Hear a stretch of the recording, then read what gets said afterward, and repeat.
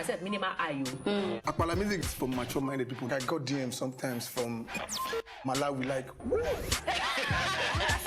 Sleeping early. I actually moved back to Nigeria to open a bakery. This was my goal. And everything I did up till this point was in preparation for this.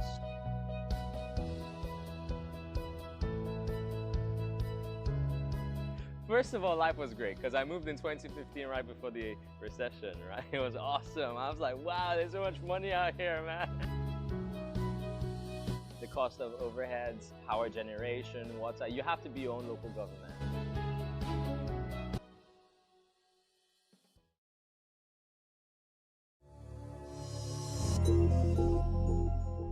Show has been viewed more than 2 million times on social media. Jennifer Lopez just closed the Versace Spring 2020 show in Milan in a re-imaged version of her iconic 2000 Grammy dress. That's it on entertainment, the very best in sports, right after this.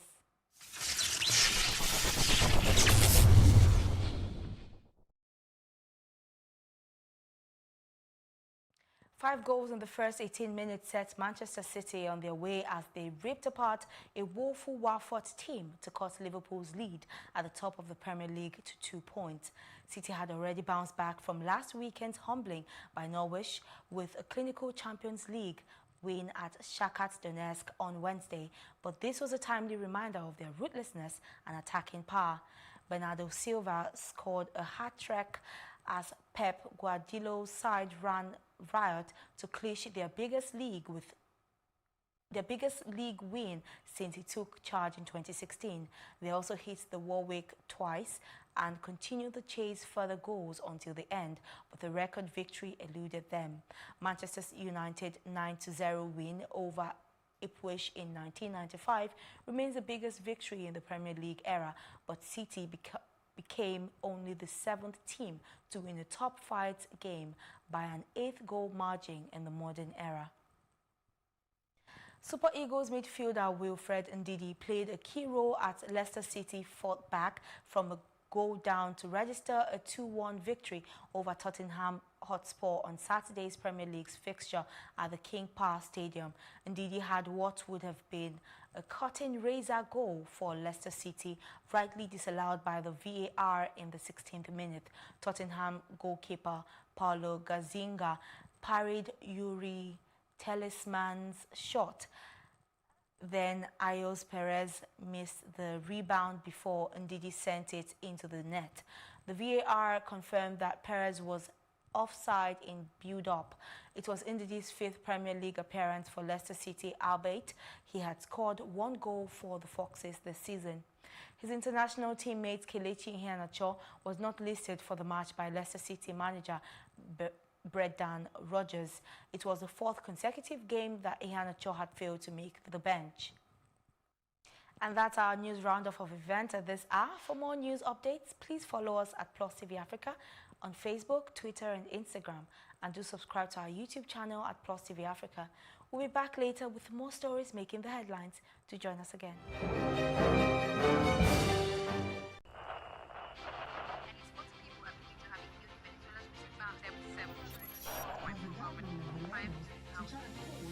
Politics has helped shape the decision of the polity, from conspiracy theories to good old-fashioned comic politics. These are the results of tomorrow's election. Okay, you have it already, have you? I think we've done very well in the very difficult circumstances in which we took over governance.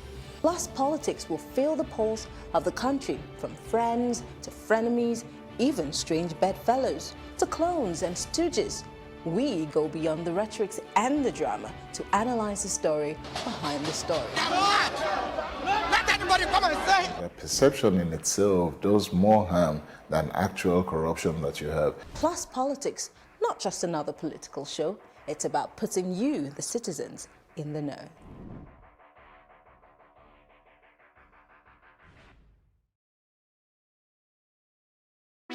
Hey, what's up guys? You're welcome to another edition of Plus Event, and I remain your host, Ifeoluwa Oshukeye. Your absence isn't an excuse anymore, as Plus Events is all you need, as we bring you the glitz, the glamour, and loads of fun. Oh, definitely. No question. He's a living legend.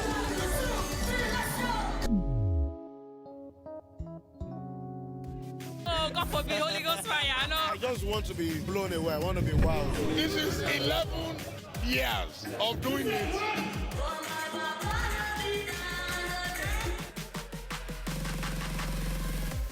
I'm surrounded by so much positivity. No, it's okay. Yo, what's up, my people? It's your boy Starboy Terry. You're watching Plus Event on Plus TV. Stay glued to Plus TV Africa every Saturday and Sunday, 4:30 p.m. West African time. Hi guys, my name is Kemen Fitness. I'm a fitness entrepreneur and wellness coach. Drink a lot of water, stretch before you work out. Try to work out at least 30 minutes. Eat healthy, that's eat clean, and have a lot of sleep. Yeah, try to sleep when you can. On the keyboard. I don't think I know. On the keyboard. That's like on the keyboard. If it's not Z, I don't know.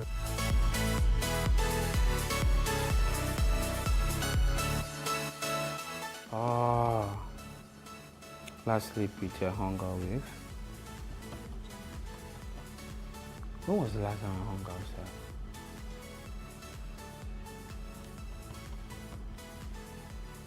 But I had the most fun hanging out with Timaya. He's a comedian.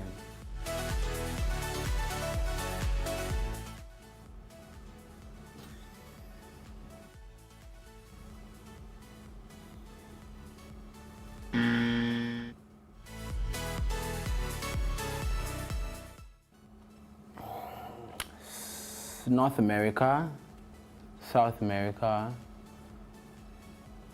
Asia, Europe, Africa, Australia, Antarctica.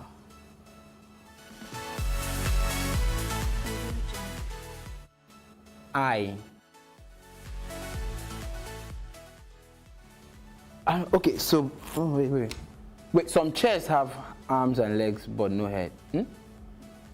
Maybe. Yeah.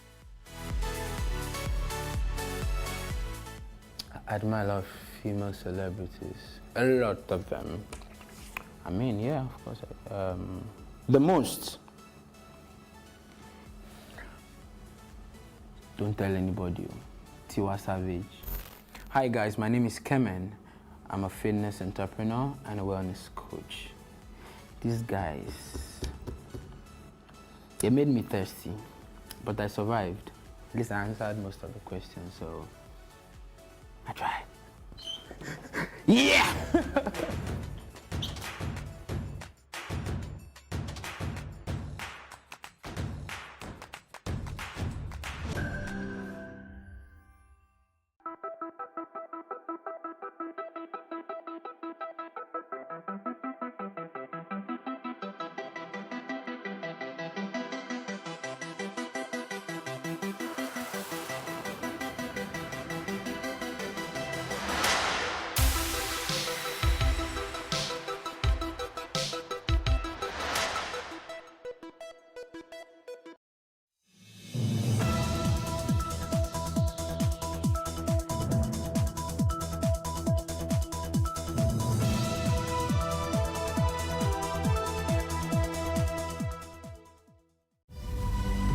What we do not understand, we will stigmatize. What you can see is the remaining of the tanker that exploded. The suspect equally confessed. Welcome to Plus Reports, the weekly roundup on reports and stories that made the news. I am Nimi Adekombi.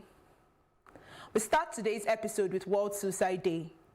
It is estimated that approximately 1 million people die from suicide, and this figure represents a global mortality rate of 1 death every 40 seconds. According to the World Health Organization, it is estimated that by 2020, the rate of death by suicide will increase to 1 in every 20 seconds. In order to celebrate the World Suicide Day, the United Nations Information Center, UNIC, Lagos, organized a program to raise awareness about this issue. The theme of the year's program was working together to prevent suicide. Our correspondent was there at the event and files this report.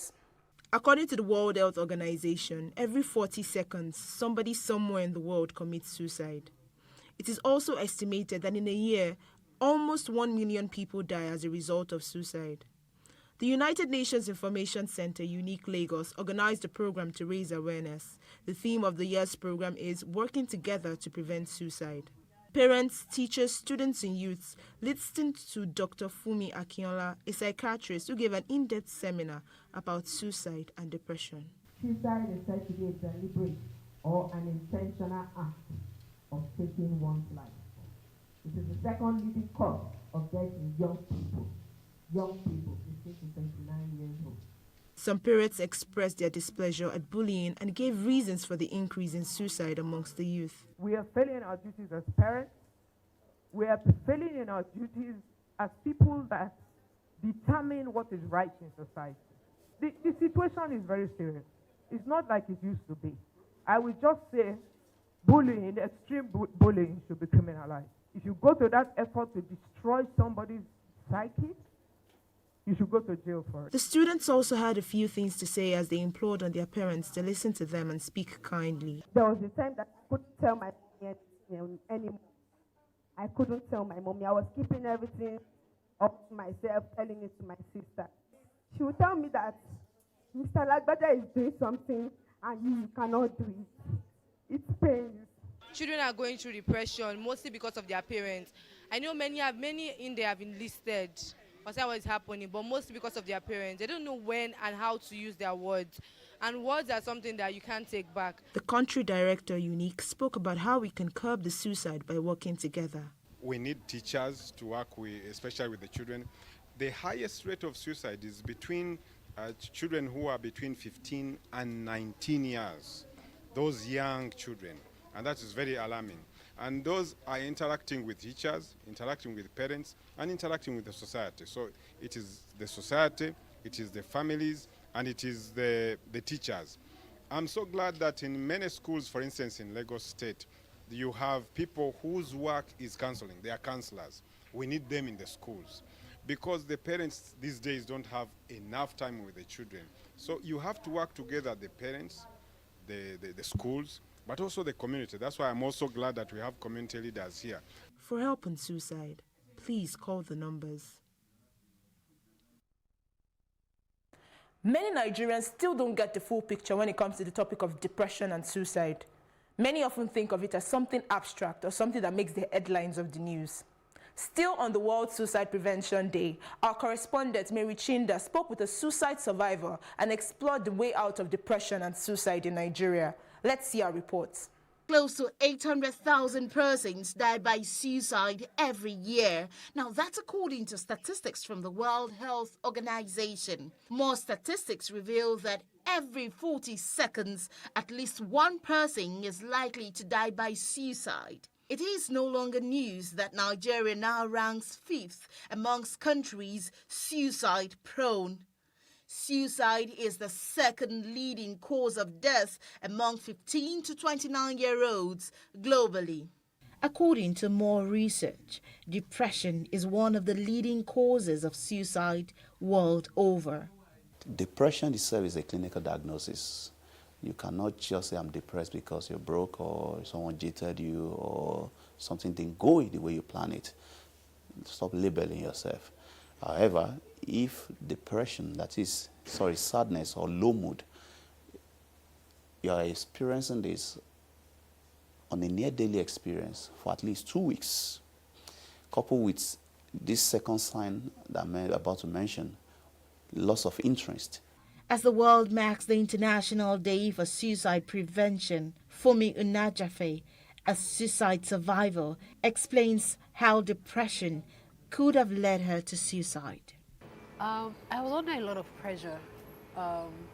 then it was marital pressure. I was just under a lot of pressure from, family, from in-laws, from my ex-husband at the time. Just, hearing so much, it was almost like the pressure of the marriage was on me, like, oh, I wasn't doing enough. I wasn't doing well. I just felt not only was I feeling like I wasn't doing well, I felt like I couldn't do anything to change, the situation or to turn things around or to just, so I just had this heavy burden, upon me, and that's when I just started feeling depressed. Of course, at the time, I don't think I knew that I was depressed.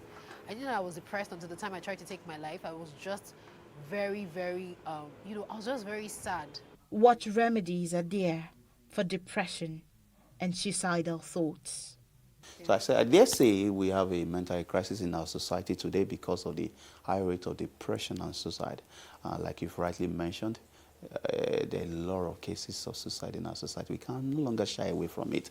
And religious bodies have a lot of role to play. We're not relegating their responsibility or their role or their usefulness, but we're saying they should do informed religious help. While they're praying, while they're helping them support, why not try to have counseling centers?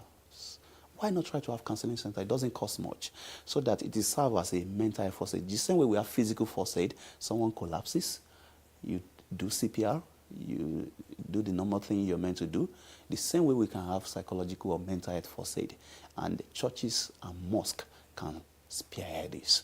According to experts, with more awareness and a lot of effort, depression and suicide can be overcome. More and more children are becoming involved in software development and programming in Nigeria. In light of this, CodeFest International organized boot camps for children from ages 5 to 15 in a bid to create awareness of the emerging technologies around them. They held their second innovative Kids Villa Expo, where these children attended a training and showcased applications that they had already developed themselves. Our correspondent, Irene Ubani, was there and files this report. CodeFest held the second Lagos Innovative Kids Villa Expo, where children exhibited their games and applications which they developed themselves. At first, I didn't really know what to do with the laptop because I didn't have anything to do. It was just sitting there in my room, nothing. Until my mom found this boot camp, and she was like, oh, you can't just leave this laptop lying down 5 months and you've not used it. You have to make use of it. So that's why she got me into boot camp. I've really loved my experience in boot camp. I've made best friends, tsunamis, prayer is the key, ghost attack. I hope my game really goes viral. I hope children like it, adults like it. Like the whole world goes crazy about this game. Coding is a bit of a language for children to learn. It's a programming language. Children have to learn it. They are lazy of even touching. All they want to do is to play games. If you give a child a laptop, the first thing they will do is to look for a game or some picture. But we need something educational, also fun for children to learn. The first boot camp has since produced excellent students like Basil, who has developed over 30 gaming applications, with one currently downloadable on Play Store. I started making my games when I was 8. It was from a boot camp I learned how to make games. It takes me to make a game in an average of 30 minutes. People have been downloading my games on Play Store and they really like my games. What application did you use to make the game? It's Construct 2. The big one, the big alien frog, you have to shoot it 3 times before it dies. So how did you get the idea? I got the idea from watching cartoons. Their parents were fully in support of engaging children for more productive activities in order to be in tune with the technological revolution. To get them ready for the future, such that they are competitive, such that they can compete globally, such that what will be left for them to do will not be menial jobs. We have to get them coding. We have to get them towards technology. We have to move them in the right direction. I also spoke with Moss, who spoke about the importance of STEM in this technological world. When you use the STEM way, it helps the kids to use their mind. They satisfy their curiosity because they tend to do stuff on their own. Education is one of the most important sustainable development goals, and sadly in Nigeria, there are about 10.5 million children out of school without access to education. As a result of this, the Leadership Development Foundation has organized trainings for children from low-income communities in order for them to learn leadership skills beyond their normal school curriculum. Our correspondent, Amadine Uyi, files the report. It was a 3-week session with children from low-income communities. Many of them had the privilege to learn skills outside their normal school curriculum, which will help their development and preparation for future leadership. We decided to organize a summer school, and we've been invested in doing this for the last 4 years because we wanted to ensure we can contribute to leadership in the country. And we feel like there's a direct correlation between the quality of leadership and governance we have in the country with the level of education we have.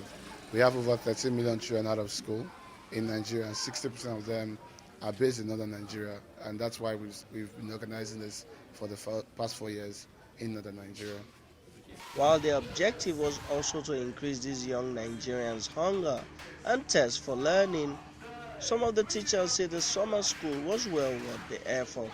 We're trying to see how we can impact 100,000 children in the next 2 years. We think it's possible. Hence why in the last 3 years we've done 300 children. This year alone we were able to cater for 120 of the 350 children that came to us seeking to be part of a summer school today. We also have part of them under our scholarship program. So over 20 of them are in the scholarship where we are supporting their tuition and daily living expenses for their primary and secondary school education. One thing we found very interesting is the passion for the children to learn. This summer school was meant to start at 9 a.m. every day, but by 7:30 the children are already here, even before we get here. So we had to even move the start time to 8 o'clock. So we've seen that we've ignited the love of learning in the children. They are extremely passionate about wanting to know more, learn more words. The program started like, even the children, the people were like, they are not interested. But when they saw what is going on, it's very educative, very, very interesting. That is what makes them to even they even have a conflict where everybody wants to bring his own child to come and benefit. And definitely sure, what these people benefited today is going to live with them till the end of their educational career. When we started, we found out that the kids are really, really not this kind of kids that are easy to catch up with things. They take their time to learn. But so far, within these 3 weeks, we have been able to make them understand how to read, write, even help them in creative thinking, help them in their creative writings. And right now, I think most of them, I would say, is far better than where we met them. We have been able to imbibe the love for our country, Nigeria, in them. And within these 3 weeks, we have been able to make them know that they can be a leader. Some of the kids also shared their experience. I've learned a lot, but the ones that I can remember, I learned patriotism, honesty. Patriotism is when you show love to your country. I learned honesty. Honesty is when you are always saying the truth. And I learned about my country. I learned that any job you find yourself, you should be proud of it. You should not be ashamed. Every job is equal. Every job is the same. Learn about public speaking, dignity of labor.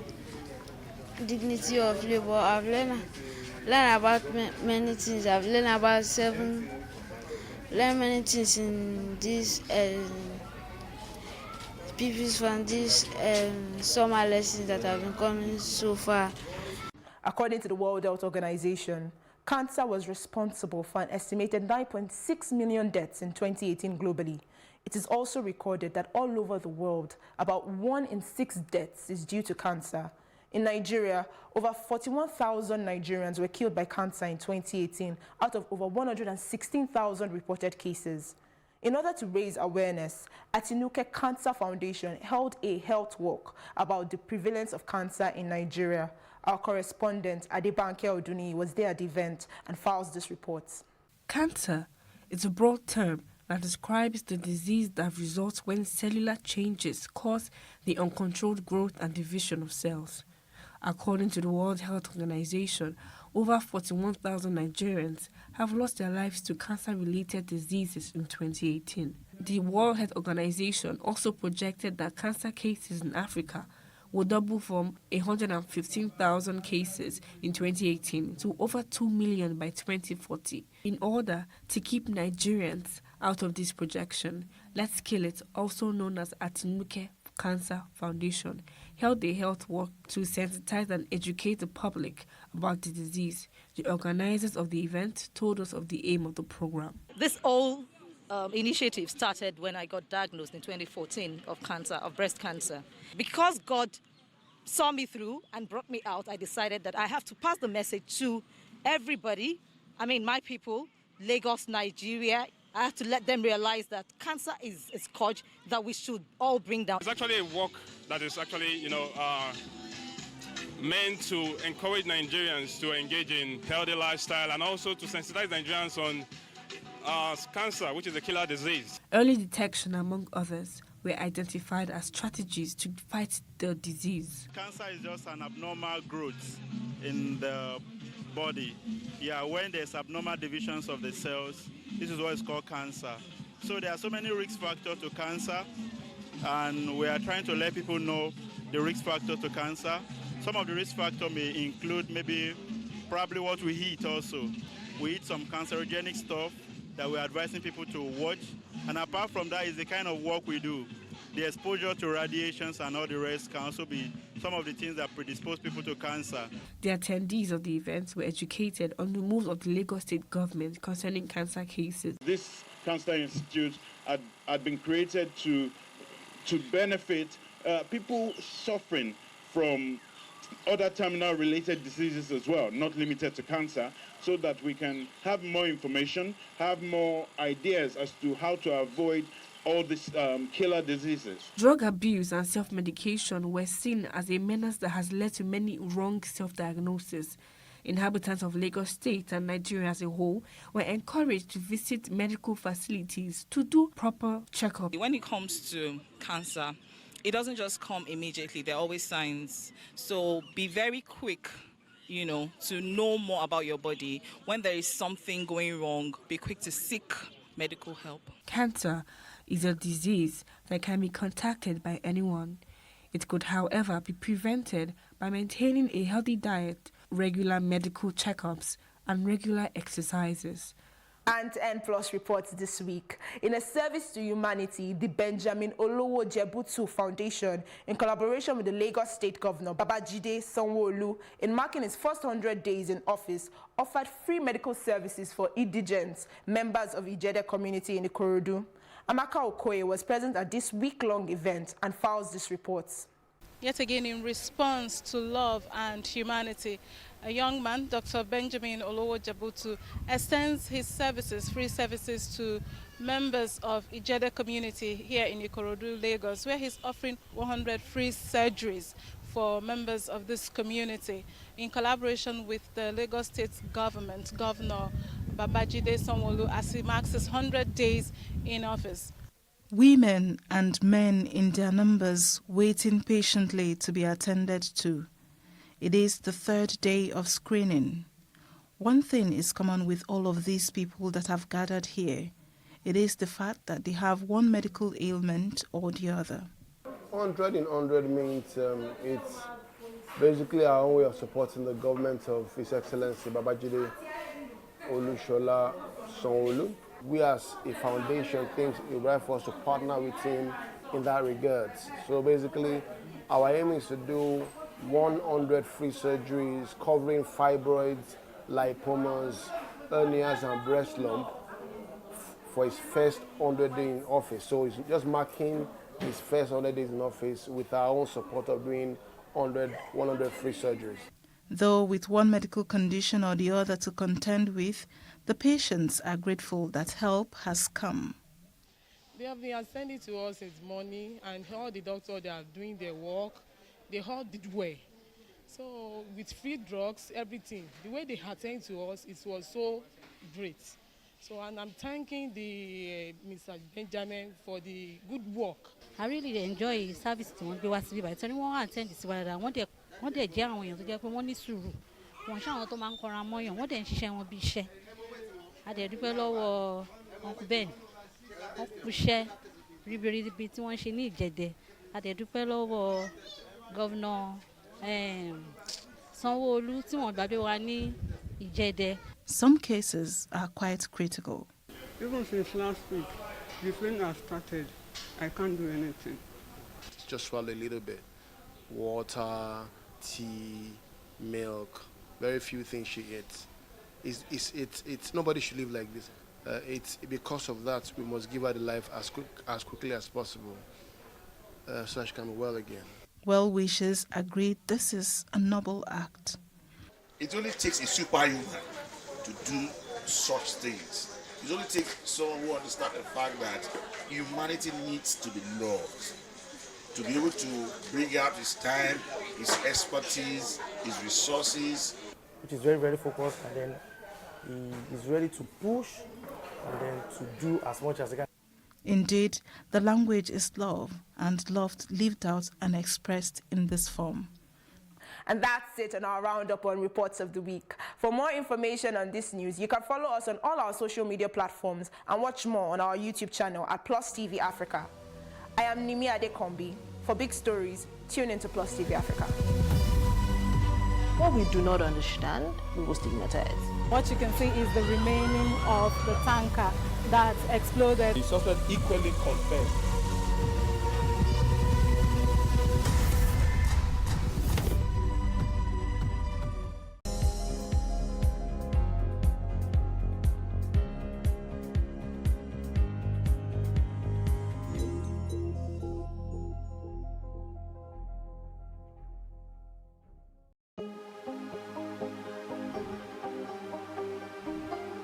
It for upcoming artists to blow in Nigeria.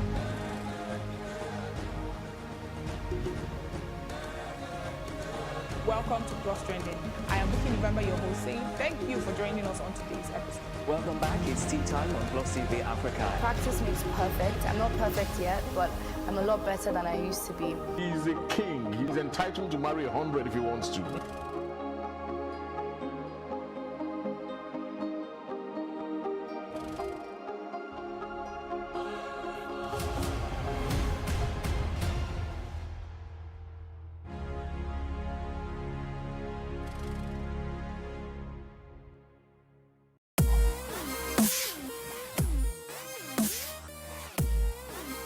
Is very important because most people don't know what people go through. You know, celebrities will always try to put up this strong front. People see us like, oh, I look up to them. They don't cry, they don't suffer, they don't go through depression, they don't have any problems.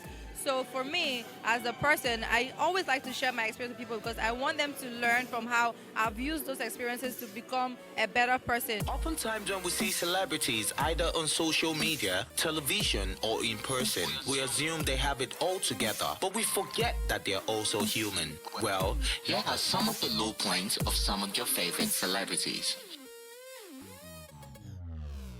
That's very easy. I'll just share one. That's very easy. See, guys, a lot of people see me now slaying and doing all the things. They're like, Brian, because see, you be fine boy now, you know, it's be now. You got it easy, or you know, things better when you day. But it's not always like. Let me tell you guys something, man, guys. My first 2 years, as anything, as a model, as an entertainer, as an actor, I didn't get one job. I'm not talking about 2 weeks. I'm not talking about 3 months. I'm not talking about one. I'm not talking about 6 months. I'm talking about 2 years. So 2 years I was sitting at home. Not like I wasn't working, not like I wasn't going for castings, not like I wasn't doing whatever others were doing. I didn't get anything, guys. So put that to what you're going through now. You get, because some people get out of school and they're like, I've not made it, man. It's been like 6 months, man. Nothing happened. Bye-bye. 2 years. But here we are. So what I'm trying to say is that everybody has their own timeline. Everybody has their own story. So don't use that to say, don't be looking at somebody else's success and say, because it happened to Rami once, happened to me in 1 week. Bye-bye, no. Nobody knows I went through the hardship of life and I went through my ups and downs, and I just had only one person who was actually there for me, which was my mom anyways. So I had a rocky university days. I think people don't know that. I actually went to 3 universities and ended up finishing in a one shot. I drove into a filling station and I was meant to get fuel, 4,000. Do you understand? And probably the guy that was selling, he used to be my fan when I was working, in the radio as a presenter. I'm like, oh, Baba, now you Casey Brown, Baba, Baba. He got confused. He gave me full tank instead of 4,000. Do you understand? So, and then I don't have up to that amount to fix it up because in real, I don't get up. All I have with me is 4,000 naira for the fuel and 8,000 naira to buy a fuel cleanser to put in my car. And the guy, so I bought the fuel. I told him, okay, fine. I'll bring you 8,600 because he was begging me, God will sack me, it's not my fault, not my fault. I said, okay, fine, I'll bring you 8,600. Bro, I got so busy. I forgot about even giving the guy 8,600. The guy went straight to my Facebook and was like, stop living a fake life. You came to our filling station, you came to buy fuel for credit, they don't want to pay, come and pay me my money, blah, blah, blah, stop faking a fake, stop. I was like, this same dude that was begging me, my boss will sack me, is my fault. And I was like, I will pay. I entered my car. As soon as I saw that thing, I zoomed straight to the station. They said the guy has been fired. The manager there was begging me. They called the guy in Ikorodu. He went straight and dropped that post himself. I didn't do it. And the manager said, for this, because I told the guy, I said, one article online about this filling station will cost you guys a bad reputation. They said they will not pay him his balance, a salary that they're supposed to give to him. But I end up pleading for him. Do you understand? So that is what we get every now and then. I've worked over 12 jobs in my life. Wow. Yeah, I cleaned the lavatory on the plane. Have you said that anywhere? I think on Big Brother I did. Okay. And I said, stop telling them all those things.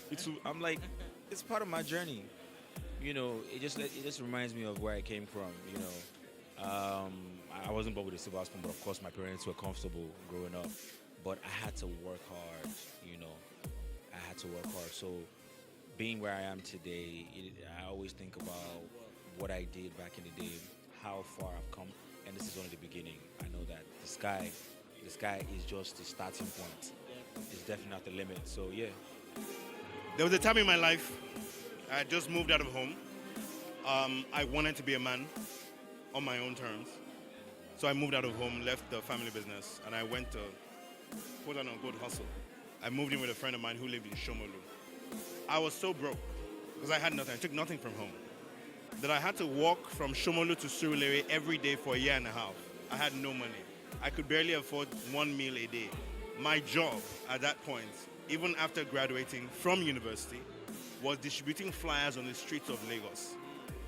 What that taught me about myself was that I had a never say die attitude, and I have the strength and resilience to face any circumstance. I came out of that stronger. Like sometimes I look back now and I realize if I could have survived that time, then really there are only a few challenges that will come to me or come my way that I wouldn't be able to survive. And with that kind of confidence, I think everybody, you know, when you figure out what it is about you that is special, with that confidence, you can surmount almost every issue that comes your way.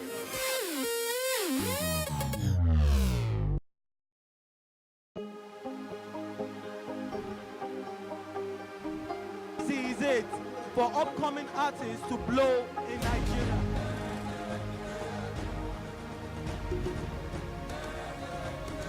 Welcome to Plus Trending. I am Buki November, your host, saying thank you for joining us on today's episode. Welcome back. It's tea time on Plus TV Africa. Practice makes perfect. I'm not perfect yet, but I'm a lot better than I used to be. He's a king. He's entitled to marry 100 if he wants to.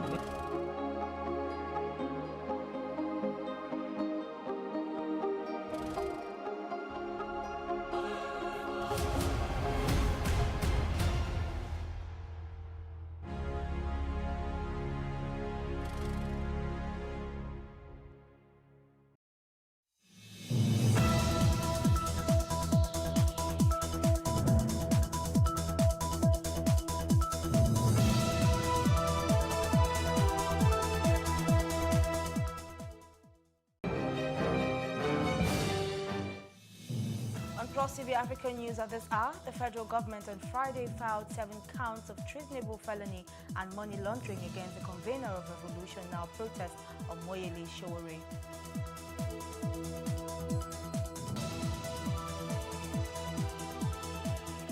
A humanitarian organization that helps hostages says Iranians held for more than 4 years by Somali pirates have been released on Saturday. And on the foreign scene, over 100 demonstrators were arrested at Yellow Vest protests in Paris on Saturday, as about 7,500 police were deployed to quell any violence by the movement and its radicals. Many thanks for joining us on News on the Hour on Plus TV Africa. Here are the stories making the headlines. I am Irene Ubani. The Imo State Election Tribunal has dismissed the petition of the All Progressives Grand Alliance and its governorship candidate, Senator Ifeanyi Arerume, for lacking merit. The tribunal in its sitting also dismissed the petition of the candidate of the Action Alliance Party, Uche Nwosu, for incompetence.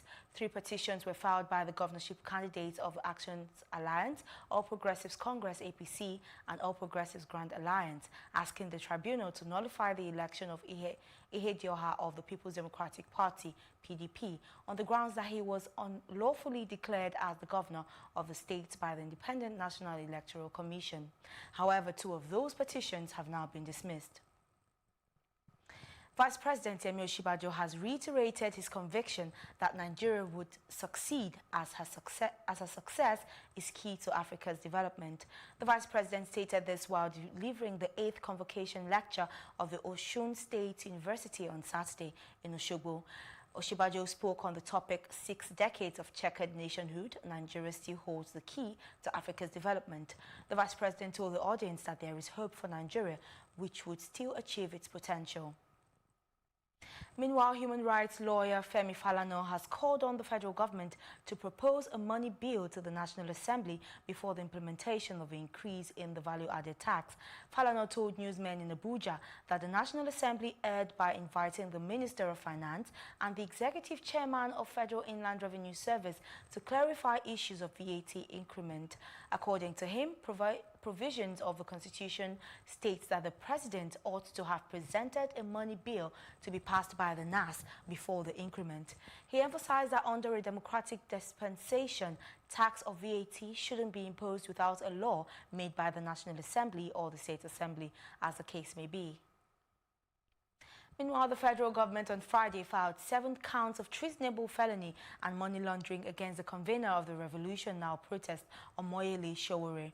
Showore, who is the publisher of Sahara Reporters and a presidential candidate in the February 2019 presidential election, is charged along with Olawale Bakare, also known as Mandate.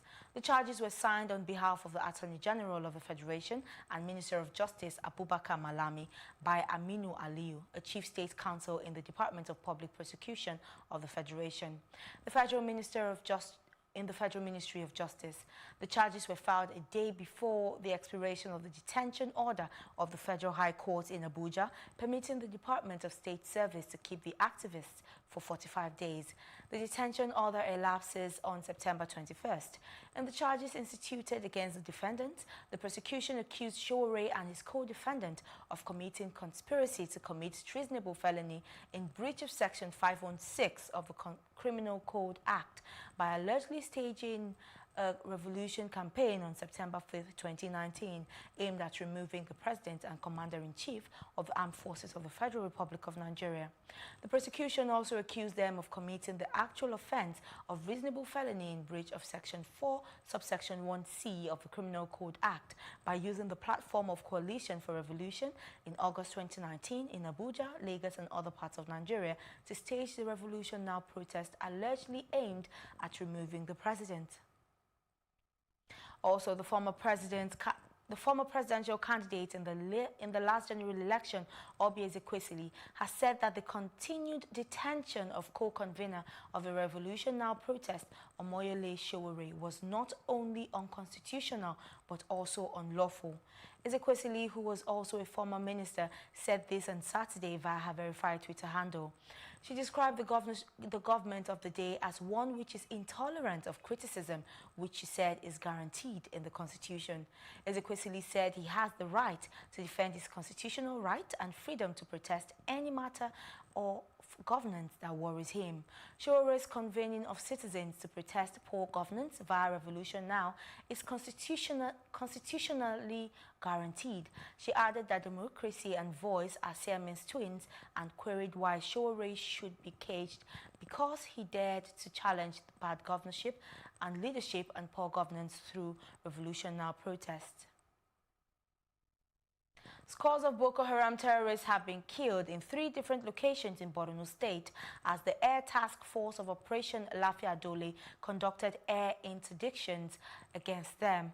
According to the spokesman of the Nigerian Air Force, Air Commodore Ibikunle Daramola, several of the terrorist structures and hideouts were destroyed as well. Daramola announced in a statement that the airstrikes were carried out following credible intelligence information on the activities of the terrorists in the locations. Daramola said the raids were executed between 13th and 20th of September 2019 based on credible human intelligence reports, which were also corroborated by confirmatory intelligence, surveillance and reconnaissance missions. Gunmen suspected to be insurgents on Friday invaded the Monguno General Hospital in Borno State, carting away drugs and other hospital equipment.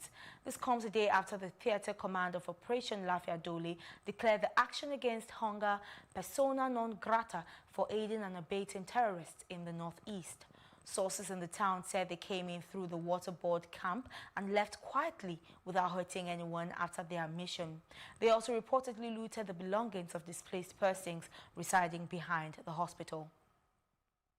The professor of international law, Akin Oyebola, has alerted to the fact that Nigeria could have done more in the way it handled the recent xenophobic attacks against Nigerians in South Africa. While having an exclusive conversation with Plus TV Africa, the legal icon expressed his dissatisfaction on the unfortunate development. The AU believes by the year 2063, 100 years after it was established, that the entire African continent should become a union, okay, just like the European community and African Economic Community. And it is the reason for which I felt so sad when South Africa started maltreating fellow Africans for reasons best known to them, burning their establishments, some suffering loss of their very lives, and to the extent that Nigeria was reluctantly compelled to ask its nationals in anguish to come back home. And we've been returning Nigerians from South Africa for the last couple of weeks. So, and the African Union must feel really embarrassed because Nigeria is a key player on the African continent. And if that could happen to Nigerians, not only Nigerians, I understand Malawians too have been repatriated, Zimbabweans were maltreated, Mozambicans, all the non-South African Africans. So that's why people really talk of Afrophobia instead of xenophobia. Xenia is from the Greek, it's the Greek meaning for friendship, love for foreigners. But when you hate foreigners, that's why we talk of xenophobia. You know, and although Cyril Ramaphosa has apologized and sent an emissary, but Nigerians are still not assuaged by what happened to their fellow nationals. Yes, but there's little that Nigeria could do in the circumstances. I was a critic too, that we're still weak-kneed in our response to South Africa. But, well, the president we have is not an international lawyer. But I believe you must have advisors, those who know the subject. I believe the Nigerian foreign minister is well aware of the rules of international intercourse. So quite sincerely, Nigeria could have handled the matter differently. Okay, but at the end of the day, you can't blame Nigeria for how we handle the matter. Because in international law, there is a duty to protect foreigners. Either what you call an international minimum standard of treatment, or a treatment, what you call the national standard of treatment, that's treating foreigners like your nationals, or you have what you call a most favored nation treaty, okay? So that any benefit that is accorded a third country should be accorded to you. So you look at the relationship between Nigeria and South Africa, things could have been better organized.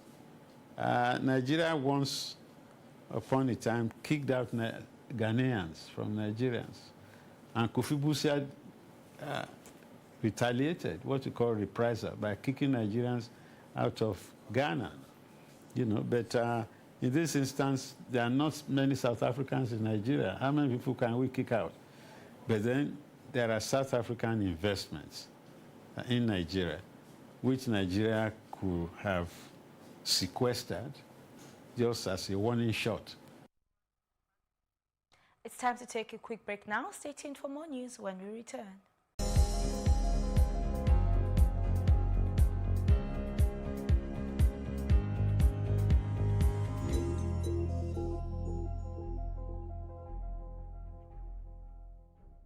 An Iranian held for more than 4 years by Somali pirates have been released, a humanitarian organization that helps hostages said on Saturday. Mohammed Sharif Panahande was a crew member at the FV Siraj, an Iranian fishing vessel that was captured off the coast of Somalia in March 2015. He was one of the last 4 hostages being held by Somali pirates.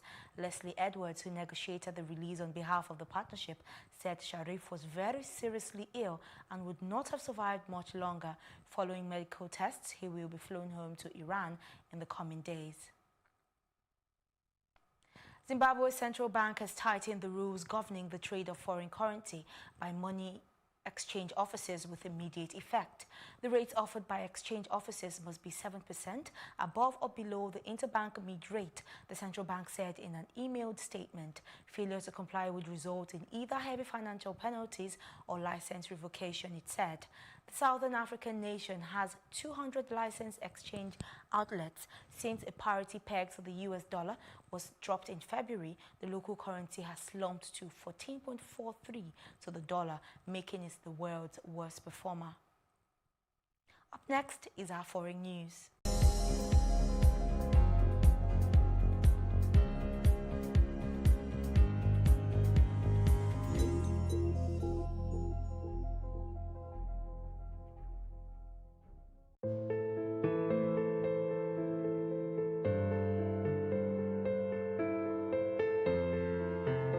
Honey! Daddy, please, can I go out with you and Mommy tonight? Sure thing, sweetie. Get your shoes and we go. Promise? You have my word?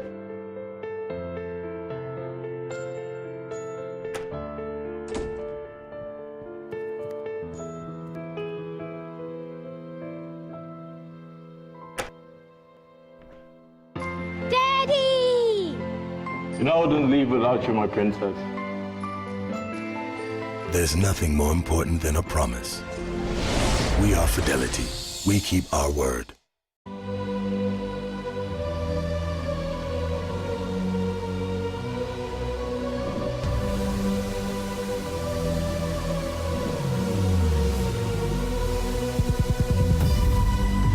What we do not understand, we will stigmatize. What you can see is the remaining of the tanker that exploded. The suspect equally confessed.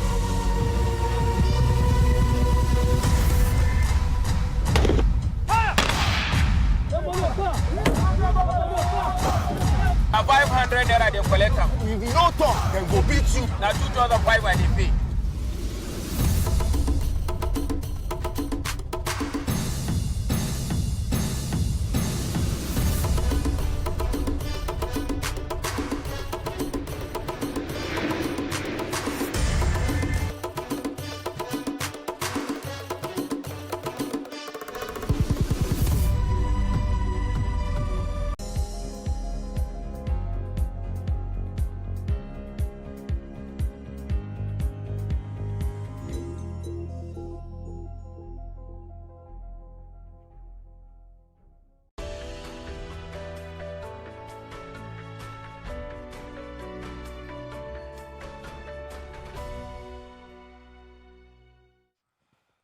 Saudi Arabia will be taking appropriate steps to respond to an attack on its oil facilities if, as expected, a Saudi investigation confirms that Iran is responsible, a senior official said on Saturday. Minister of State for Foreign Affairs, Adel Al-Jubeir, said that the probe would prove that the September 14th strikes came from the north and that Iran bore responsibility, a charge Tehran denies. Jubeir told a news conference that the kingdom will take the appropriate measures based on the results of the investigations to ensure its security and stability. Over 100 demonstrators were arrested at a yellow vest protest in Paris on Saturday, as about 7,500 police were deployed to quell any violence by the movement and its radical anarchist black blocs. There were also fears that the demonstrators could try to infiltrate a march against climate change in the French capital. The yellow vest movement erupted 10 months ago and blindsided President Emmanuel Macron, whom protesters accused of being out of touch with the needs of ordinary French people. Meanwhile, Hong Kong police fired tear gas to disperse pro-democracy protesters on Saturday after pro-China groups pulled down some of the Lenin walls of anti-government messages posted in the Chinese-ruled city in more than 3 months of unrest. The first canister were fired when protesters hurled petrol bombs towards an approaching police line in the new town of Tuen Mun in the west of the North Territories, and again after night fell in nearby Yuen Long. Under a fierce subtropical sun, protesters in Tuen Mun set fire to a Chinese flag as others tore down wooden and metal fences and traffic bollards to build roadblocks, at least one of which was set alight. Some smashed fittings at the light rail transit station, dug up bricks and picked up stones from sides of the tracks. Others turned fire extinguishers on the police, who made several arrests. Up next is our business news.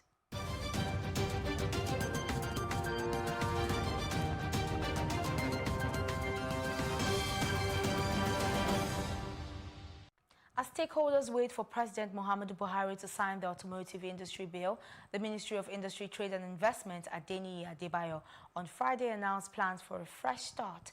He disclosed this at the Lagos Chamber of Commerce and Industry 2019 Presidential Policy Dialogue, which held in Lagos State. According to the minister, the bill prepared by the former administration was not received at the National Assembly, hence the plan to engage all stakeholders in the industry to get it right this time. The Comptroller General of Customs, Colonel Ahmed Ali, has urged the federal government to revisit the auto policy, especially the duty charges on used vehicles. Ali said the present administration is desirous to see that made in Nigeria cars are being purchased at reasonable prices. Still ahead on Plus TV Africa News is our roundup on entertainment and sports. We'll be back in a moment.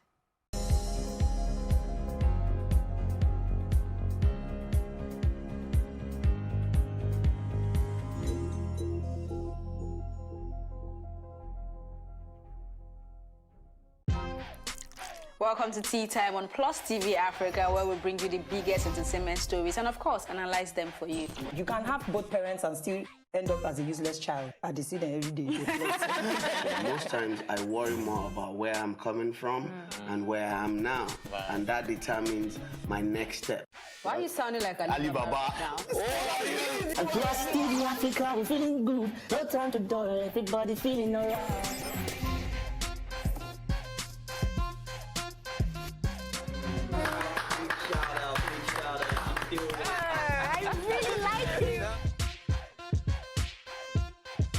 Still make music and people are still buying. Sometimes I look myself minimal IU. Akpala music is for mature-minded people. I got DMs sometimes from Malawi, like, sleeping early. I actually moved back to Nigeria to open a bakery. This was my goal, and everything I did up till this point was in preparation for this.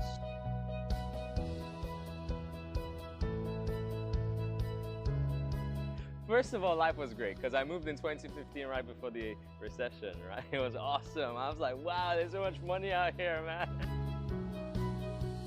The cost of overheads, power generation, water. You have to be your own local government. And there are no tax breaks. Many places where, where they realize the small business environment is difficult would offer some kind of tax breaks and incentives. We don't do that out here. We want you to come back. We want you to, to start businesses here, but we're not going to do anything to help you. All my experiences in the past have led me ultimately to where I am now.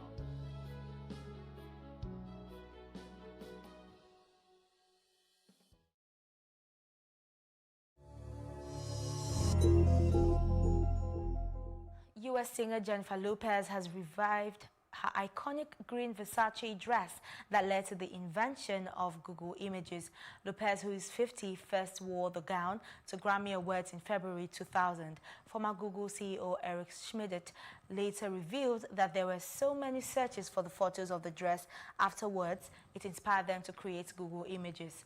Footage of Lopez modeling the modern version of the dress at Versace's Spring and Summer 2020 show has been viewed more than 2 million times on social media. Jennifer Lopez just closed the Versace Spring 2020 show in Milan in a re-imaged version of her iconic 2000 Grammy dress. That's it on entertainment, the very best in sports, right after this.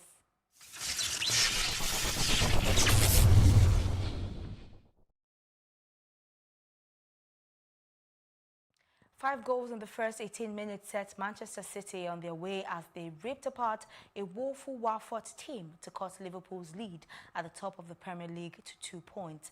City had already bounced back from last weekend's humbling by Norwich with a clinical Champions League win at Shakhtar Donetsk on Wednesday, but this was a timely reminder of their ruthlessness and attacking power. Bernardo Silva scored a hat-trick as Pep Guardiola's side ran riot to clinch their biggest league win since he took charge in 2016. They also hit the Warwick twice and continued the chase further goals until the end, but the record victory eluded them. Manchester United 9-0 win over Ipswich in 1995 remains the biggest victory in the Premier League era, but City became only the 7th team to win a top 5 game by an 8th goal margin in the modern era. Super Eagles midfielder Wilfred Ndidi played a key role as Leicester City fought back from a goal down to register a 2-1 victory over Tottenham Hotspur on Saturday's Premier League's fixture at the King Power Stadium. Ndidi had what would have been a curtain raiser goal for Leicester City, rightly disallowed by the VAR in the 16th minute. Tottenham goalkeeper Paulo Gazzaniga parried Yuri Talisman's shot. Then Ayos Perez missed the rebound before Ndidi sent it into the net. The VAR confirmed that Perez was offside in build-up. It was Ndidi's 5th Premier League appearance for Leicester City, albeit he had scored 1 goal for the Foxes this season. His international teammate Kelechi Iheanacho was not listed for the match by Leicester City manager Brendan Rodgers. It was the 4th consecutive game that Iheanacho had failed to make the bench. And that's our news roundup of events at this hour. For more news updates, please follow us at Plus TV Africa on Facebook, Twitter and Instagram, and do subscribe to our YouTube channel at Plus TV Africa. We'll be back later with more stories making the headlines. Do join us again.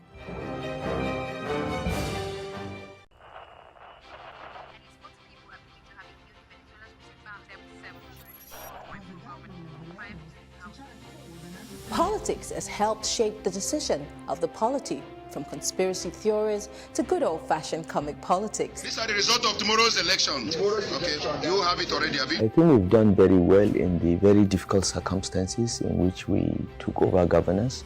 Plus, politics will fill the polls of the country, from friends to frenemies, even strange bedfellows, to clones and stooges. We go beyond the rhetorics and the drama to analyze the story behind the story. Let everybody come and say! The perception in itself does more harm than actual corruption that you have. Plus Politics, not just another political show. It's about putting you, the citizens, in the know.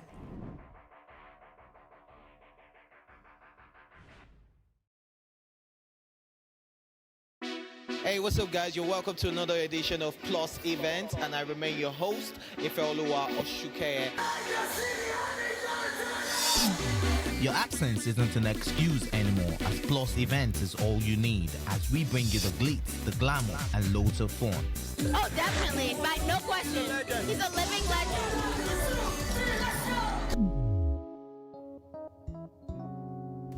Oh, God forbid, Holy Ghost fire, I know. I just want to be blown away. I want to be wild. This is 11 years of doing it.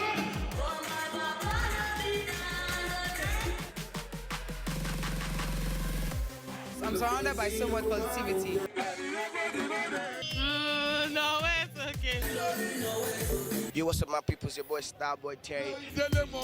You're watching Plus Event on Plus TV. Stay glued to Plus TV Africa every Saturday and Sunday, 4:30 p.m. West African time.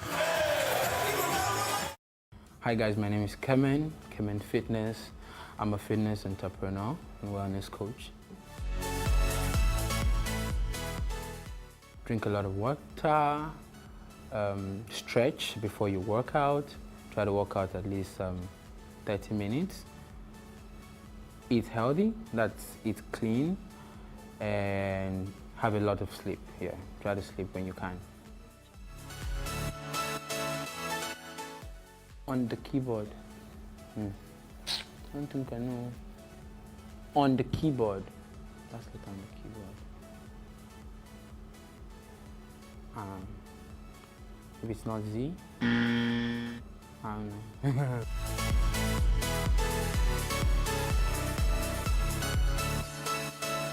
Oh, last sleep with your hunger with. When was the last time I hung out, sir?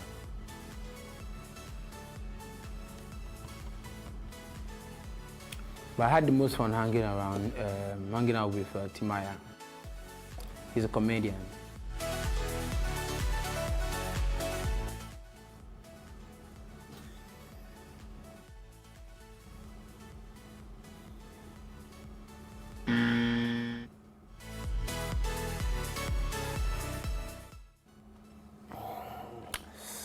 North America, South America, Asia, Europe, Africa, Australia, Antarctica.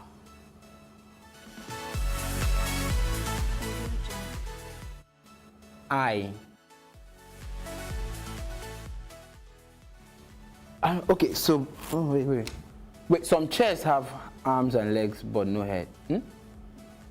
Maybe. Yeah.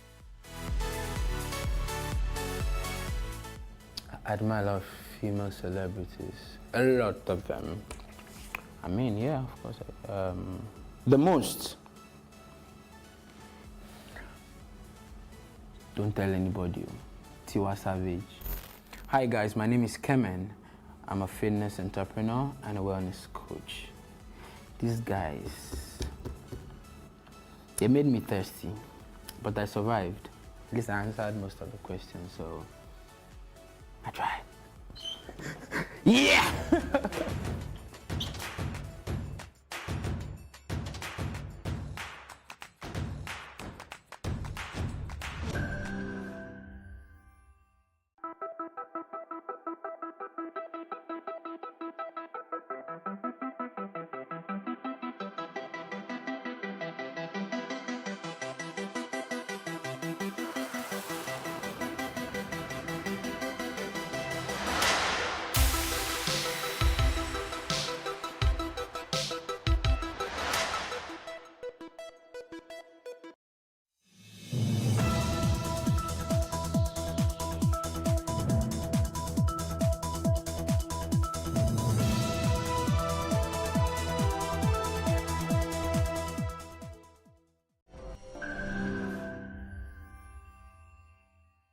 Hello, this is Plus TV Africa. Welcome to another interesting episode of 101 as we celebrate ladies in tech in partnership with Tech Cabal. My name is Elsie Godwin. We start this conversation with a seasoned business executive, Funke Alomoluwa. She has 2 decades of experience in both the financial and ICT sectors with a proven track record of successfully guiding major expansion efforts turnarounds, strategic partnerships, and transactions at both public and private sectors. Funke was the Deputy Project Manager and Chief Installation Officer of the Bank Verification Number (BVN) project, initiated by the Central Bank of Nigeria. An alumnus of IESE Business School, Barcelona, Spain, and Lagos Business School Executive MBA program, a fellow of Institute of Chartered Accountants of Nigeria (ICANN), Funke holds a degree in Computer Science and Economics combined honors from the Obafemi Awolowo University, Ile-Ife. She is a member of the Nigerian Computer Society, member of the Institute of Directors (IOD), and an associate member of Women in Business (WIMBIZ). She touched on the importance of association for women. Let's listen to this conversation.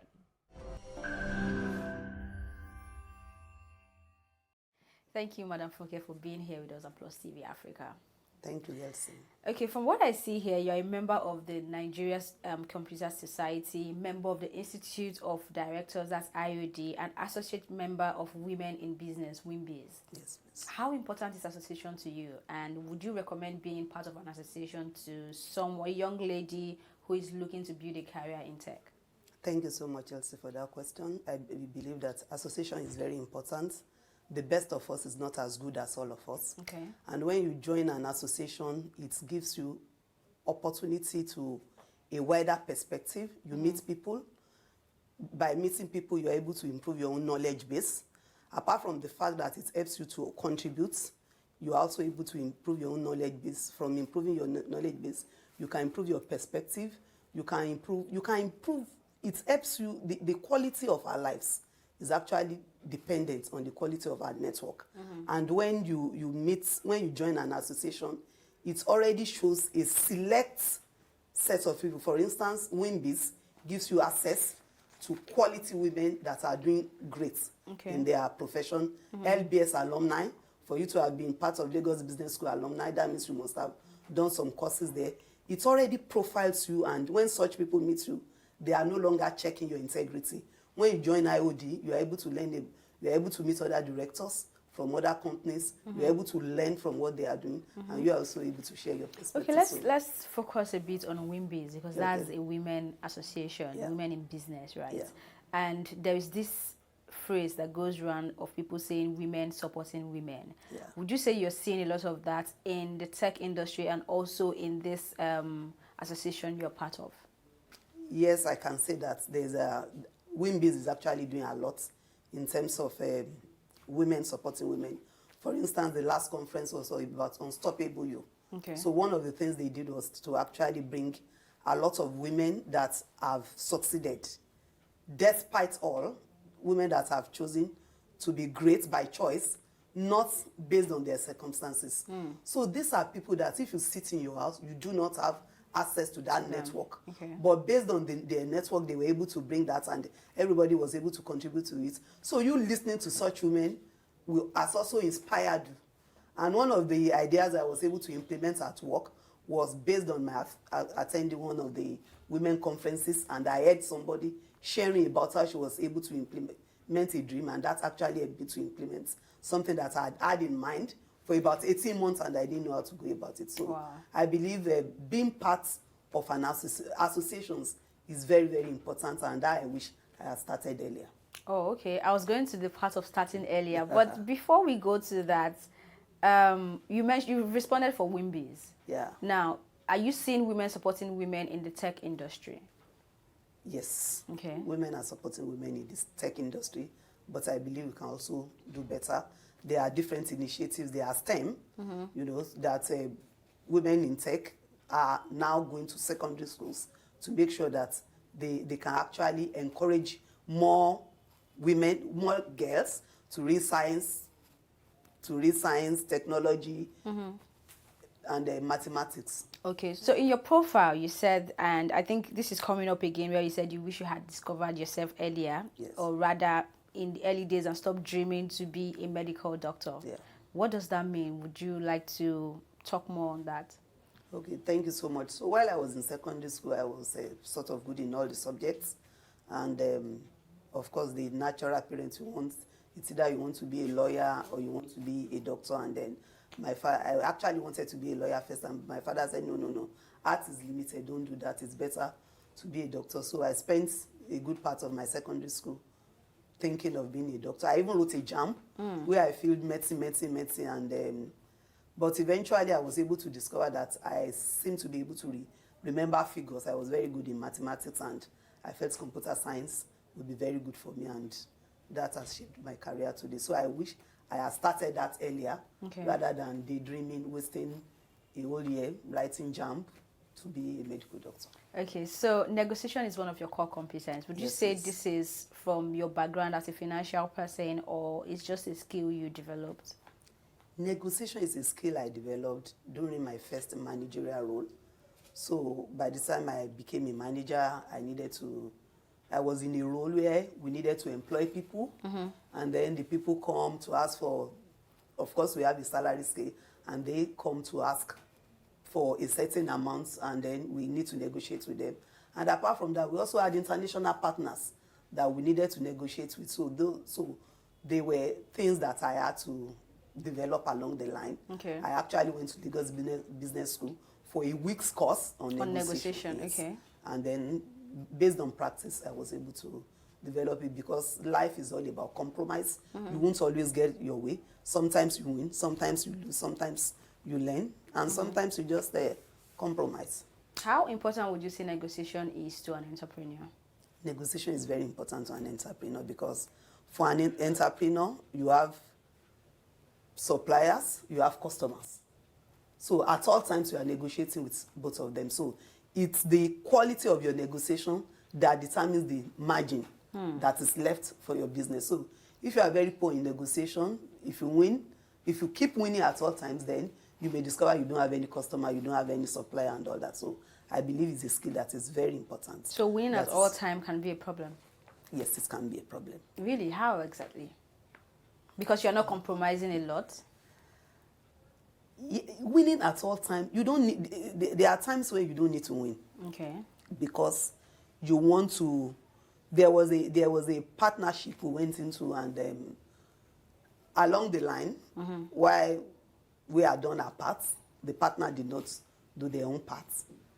So if you look at it in terms of, if you just look at it physically, then they are on the wrong, we are on the right, but they are the partners. Okay. So when you look at the balance of power seems to be higher with them. So at that point in time, we did not win. We compromised.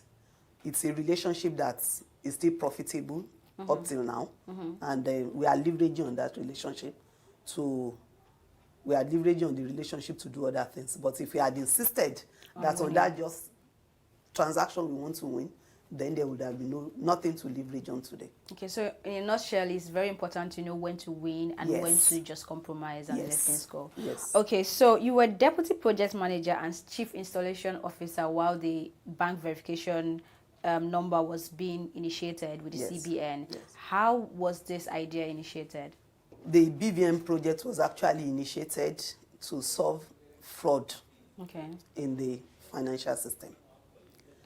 That was in the days when I could go to a bank and go to Bank A and get a loan as Funke Alomoluwa. Okay. Go to another bank and get a loan as Veronica Alomoluwa.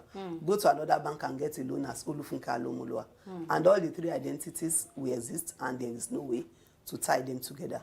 So one of the things the BVN actually did in salvaging this, because all the banks were actually suffering from that fraud. So all the banks came together and they decided that let us solve the problem of identity.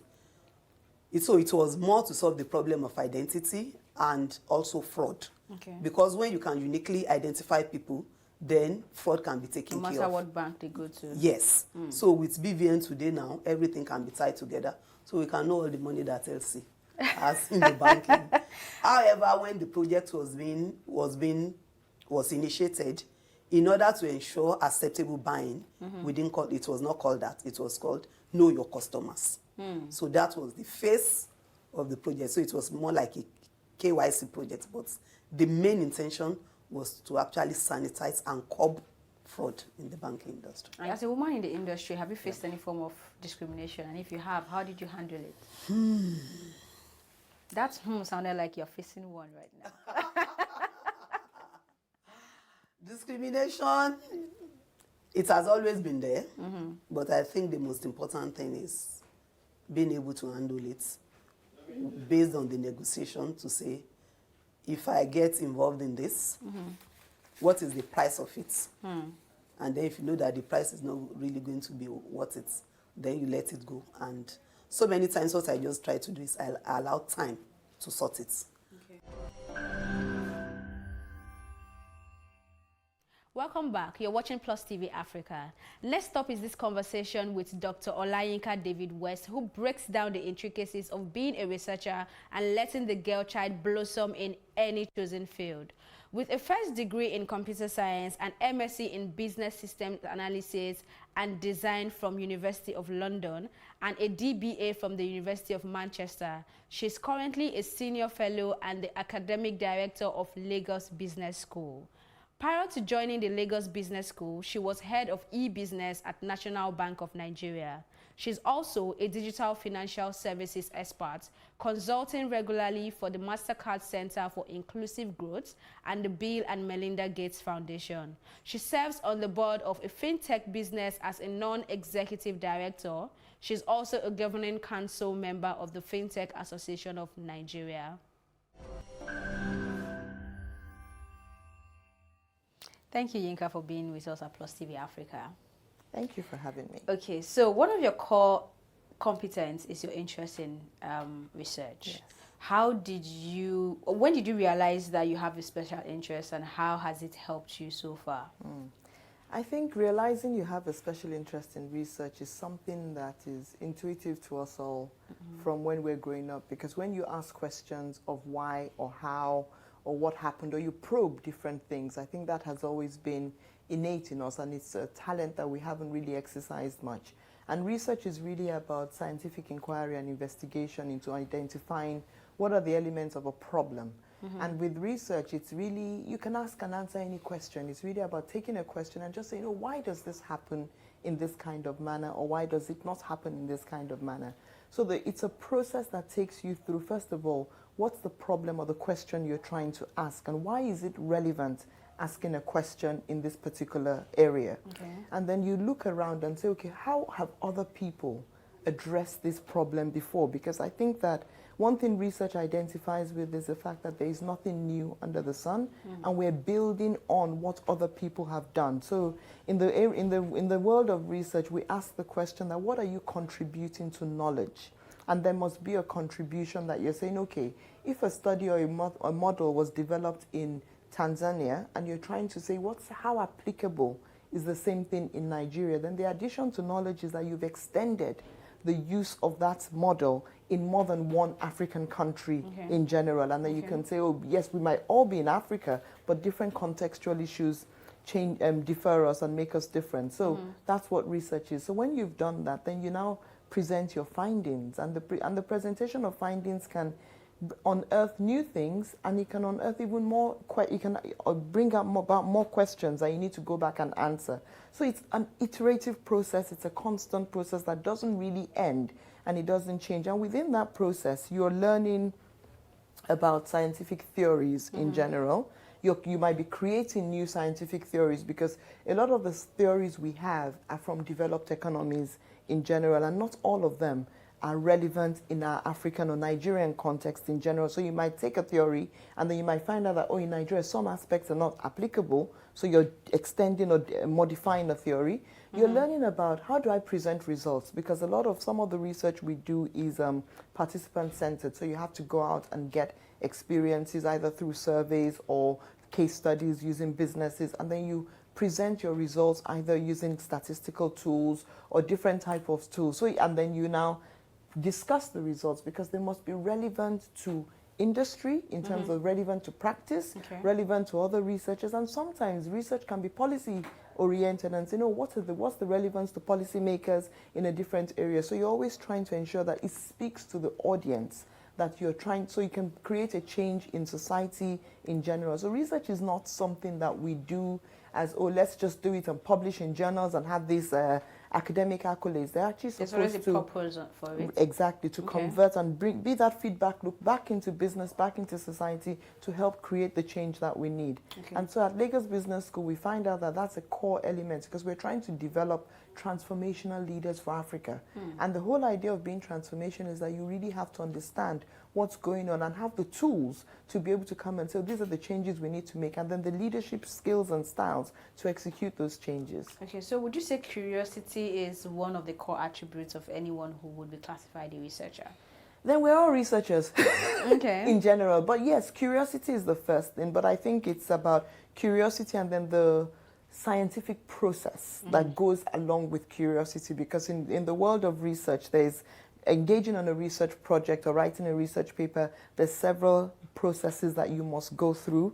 Okay. When you're writing a research paper, it's really 5 key topics or sections. You have an introduction, you have a literature review, you have your methodology, you have your results and your discussion and conclusion. And everybody knows that, but it's a scientific process. What's the difference for someone who has a major interest in research and someone who just reads a lot? What's the difference? I think they can be complementary. Okay. If you take the readings, because we read a lot, we absorb a lot of knowledge. And when we now begin with what we know, what do we do with what we know is the question we need to be asking. Is what we know applicable in our environment, in our business, in our workplace in general? So if you know something new and you want to come out and try it out here, how do you know it works or how do you know it applies here? And that's the process of research. So research might be, oh, you have a new idea and you bring it into this environment and you say, let's try it out. And you're documenting what worked, what didn't work. And you say, oh, how did other people do it? So you read a lot and then you now begin to narrow down all that reading. It's like a funnel. You start very wide and you funnel and narrow down to a specific question and you say, okay, this particular thing, it does work if you do it in this particular way. Then you can come back again and say, you worked in this industry, or does it work in every other industry? And that's how you begin to grow and extend research. So reading is a big component of it. You can't do research as an activity. You have to do it because a lot of it is about taking old knowledge and fusing it with new findings, and then you now take advanced knowledge in general. Okay, so I read somewhere that your mom is responsible for the fact that you studied computer science. So tell us about your background, your parents, and how they've helped direct your path. Okay, I think in every life, parents are very instrumental in helping and guiding you in general. And I think my parents were super instrumental, and so I was super fortunate to be able to be brought up in a home like that. But first of all, I think in terms of studying, so yes, she decided that you would study computer science, and it wasn't really a conversation. Okay. It was just an instruction, and that was it. So and it was not, you couldn't, in those days you didn't really argue with your parents. You just took it as what they did. But again, I think the complementary part of it was making the decision, but accepting the decision, and then also the support we got. Okay, so when we said we were going to study computer science, my first thing my dad said was like, okay, you must have a computer. So it wasn't studying in abstract. So then over the summer, before we went to buy the computer and everything, I hadn't even started university at this time. What year was this? This was in 1986. Wow. All right? So he said, first of all, you must go to typing school. So he registered myself and my sister in typing school, and that because he said the keyboard and the typewriter are the same. So at least if you want to be conversant with a computer, at least start with a typewriter. So we went to typing school and learned ASDFG, semicolon, LKJH, and all those things. And then bought the computer and gave me the environment to install the computer and set it up. And then I was able to work from home and be more productive. So I think in terms of parenting and how you support your children through education and career planning and paths and things like that, I think first of all is help them with the decisions, guide them, but support them with the tools and resources they need to learn as well. You have the ability to play both sides, business and technology. How do you manage these skills to help yourself, at least to your own advantage? Okay, I think business and technology, but I'll be honest with you, technology is my deep passion. But one of the things that has always stimulated me is the fact that business doesn't really understand technology, and technology doesn't really understand business. And that bridge has always existed, where you find that a lot of people like the idea of technology. They appreciate what technology can do. But when they talk to people like me, we don't speak the same language. We tell them about bits and bytes and servers and this, and we use all these words that, you know, people don't understand. And don't forget that human beings are very funny creatures, where when we don't understand something, rather than seeming ignorant, we keep quiet. Okay. Okay, so you find out that a lot of businesses in those days were acquiring technology. You can have the device, but it's not going to add value to your life in general. So a lot of businesses were stuck in, we've bought this, we've bought this, we've bought this, but there was no middle, you know, it's like what we call middleware, right? Like the soft side, to bring the two together and have the conversations towards executing and giving back something into the organization. So for me, when I joined the business school, that was really one of my goals, in the sense where, let me talk to business people about technology. Okay. And when I teach in class, I tell my, so I have a MBA class of both, some business people, some technology people. So the technology people come into class feeling very happy with themselves that yes, they're in their own domain now, right? Since we're talking technology. But I tell you, so I ask them to explain something, and they start with the technical terms, I listen, then I ask the rest of the class, did anyone understand that? And everybody's like, no. And you know what I do to them? Explain it. Break it down. Yes. Because there's no point in communicating with people or talking with people when you can't communicate. So I ask them, if you can't explain it to a 5-year-old, then my theory is that you don't even understand it yourself. So it's about helping people understand things, not confusing people or making people feel stupid. So that's what I do at the business school, and I've been doing this for a couple of years now, and it's fun. It is, I can see that. Okay, so in an interview you did with Tech About, you said something, and I just want to read it out. I need you to clarify it. It was when you were asked the question on your thoughts on women in technology, and you said, I read, working in tech is beyond a job or a paycheck. It's a consuming ecosystem. So you have to have a deep passion for it. If you're no longer feeling it, cut yourself loose. Otherwise, you will get no rewards and would have wasted your time. I would love to get your take on that, and then just expand it. Working in tech is not 9 to 5. It's not the sort of work that you come in the morning and do, and you leave it in the office and go home. It consumes you. It's, you know, it's going back to that issue about you have a problem, right? Or you have a system to install, or you have a program to write. You know what you want it to do, but it's just not working. And so you don't leave it until it works. For women, it's a bit more difficult because you have other responsibilities in life. And so some women are finding that, oh, you're working in tech, you get home, the first thing you do is to bring out your laptop, and it's not very conducive for home building and family life. So when I said that, I said, see, you have to be committed to it. It's not something you do part-time or ad hoc or because it's nice to do today. It's something that you have to be committed to. You have to work your life around it to ensure that, yes, you can succeed in the different dimensions of life as well as succeed in tech. Tech doesn't close, and then tech also changes. It evolves. So you have to continually renew your knowledge. It's not like some of these bookkeeping or anything that is the same ledger, debit and credit. Every day you come today, there's a new system, there's a new this, there's a new that, there's a new technology. We're talking about driverless cars, we're talking about AR, virtual reality. So you have to continually, it's lifelong. And so when I said that, I said, see, if you know you don't have the passion or you don't have the interest, there's no point, because you will be miserable. Because everybody else is going to, you know, it's like sitting in a room where, have you ever been to of people leaving you behind? Yes. Have you ever been to a DJ-less disco, or one of these discos that you have your own DJ in your ears, and you silent disco. Silent disco, exactly. So when you go to a silent disco, you see everybody else dancing, but you don't know what they're dancing to. And you can't say they're mad or they're crazy or anything like that, but they're dancing to whatever they're hearing, but you're just not hearing the same thing. So it's the same thing with tech. Everybody is on their own wave. And if you go to any tech conference today, you see brilliant people, you see brilliant innovations. And so if you're not there, you can't appreciate the brilliance, because you just feel that, oh, you've lost it. So change professions. And that's what I meant, yeah. All right. So before I let you go finally, Tech Lagos Women Exhibition is coming up very soon. Yes. You're part of this. Why are you part of it? And what do you think it's going to do for the industry? Why am I part of it? Okay, I think this is the only industry I've worked in for the last almost 30 years now. And I think it's a miraculous thing to begin to showcase what women can do, first of all. And I think when you look around today and you look at the way the world is going, we live in a fourth industrial revolution. We talk about work changing and the future of work and all these things. And it's a digital economy, whether we like it or not. But yet we have a mindset that says, oh, certain subjects are girl subjects, certain subjects are boy subjects. I don't think that's true.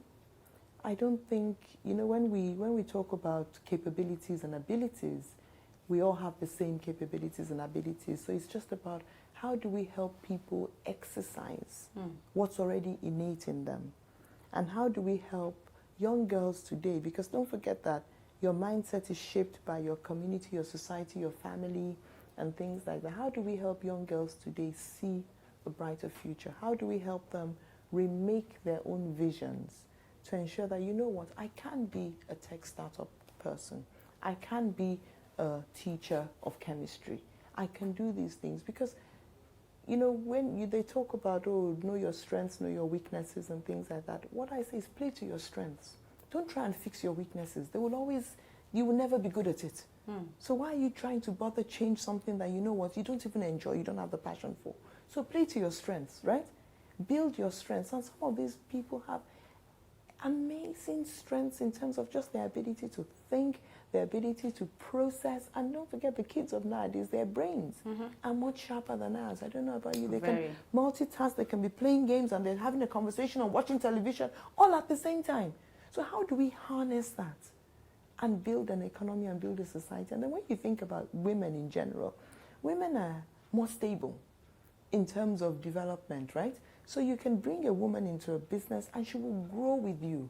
We're builders, whether in the home, whether in institutions. So when you bring a woman that has talent and capability, that business will grow and thrive.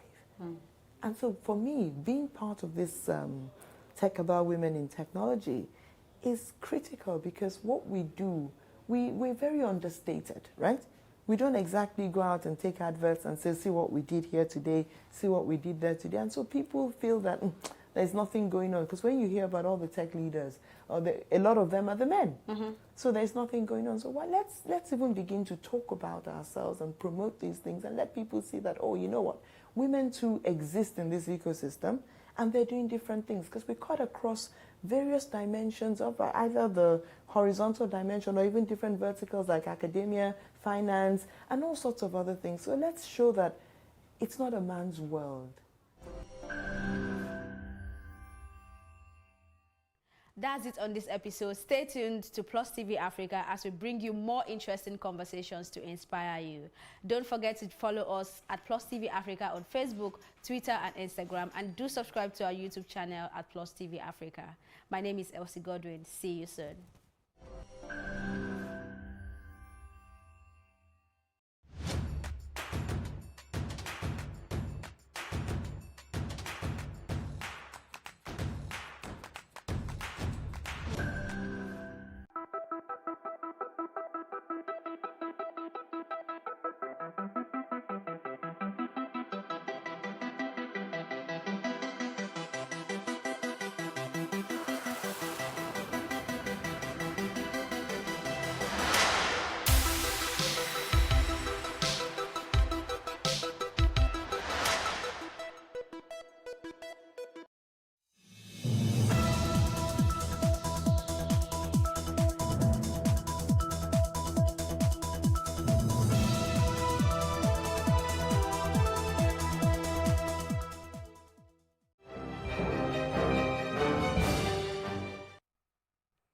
Hello and many thanks for joining us on News on the Hour on Plus TV Africa. Here are some of the stories making the headlines. Nobel laureate Professor Wole Soyinka has criticized the Muhammadu Buhari administration over the charges of treasonable felony and other counts filed against the detained convener of Revolution Now protest, Omoyele Sowore. Soyinka, who condemned the move in a statement, said the federal government's action has attained an unprecedented level of paranoia.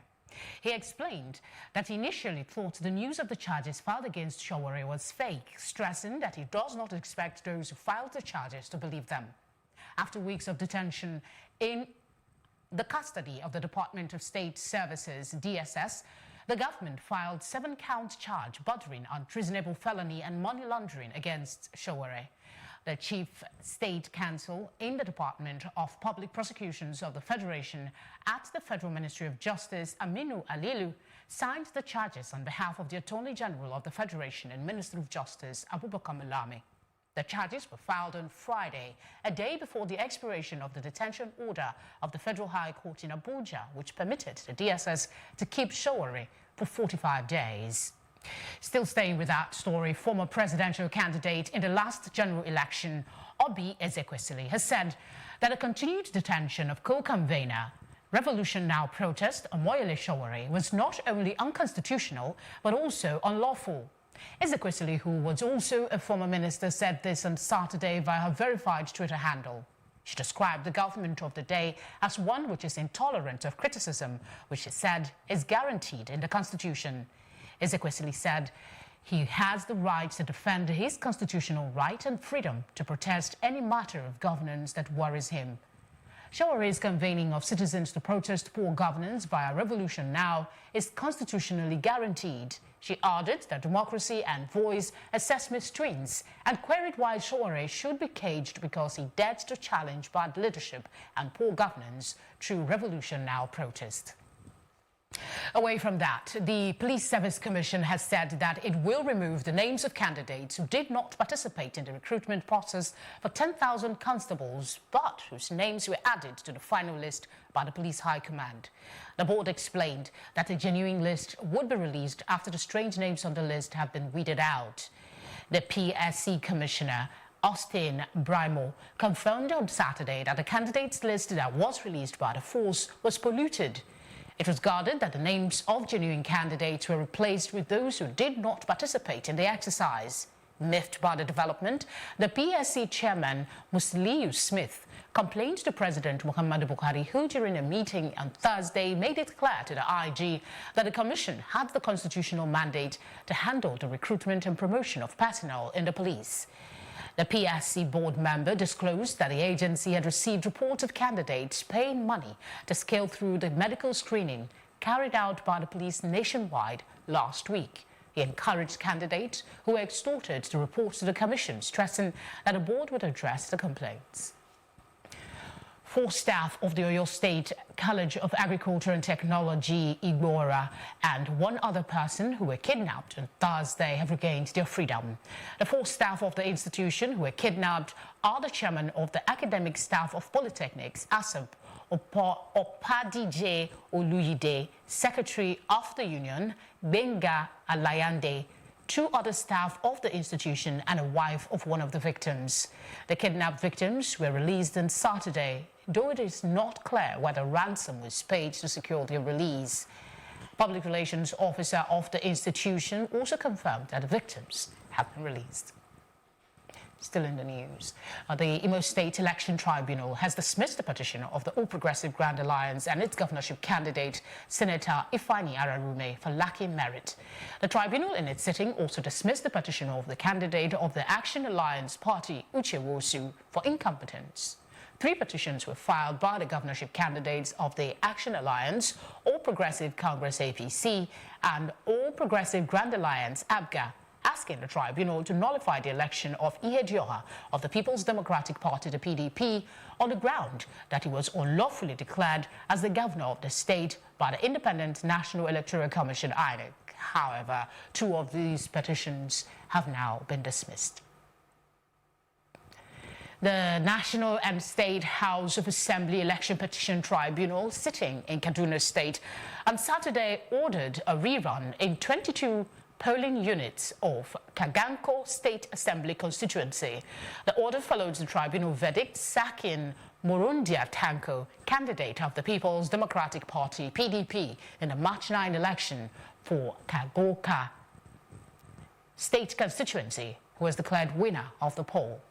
Nuhu Shada Lafia, former Deputy Speaker of the State Assembly and candidate of the All Progressive Congress APC, had challenged the victory of Tanko and PDP for Kagoka State constituency at the tribunal. A member of the tribunal, Justice Mamuna Abubakar, who read the judgment, said the petitioner had proved his case beyond reasonable doubt.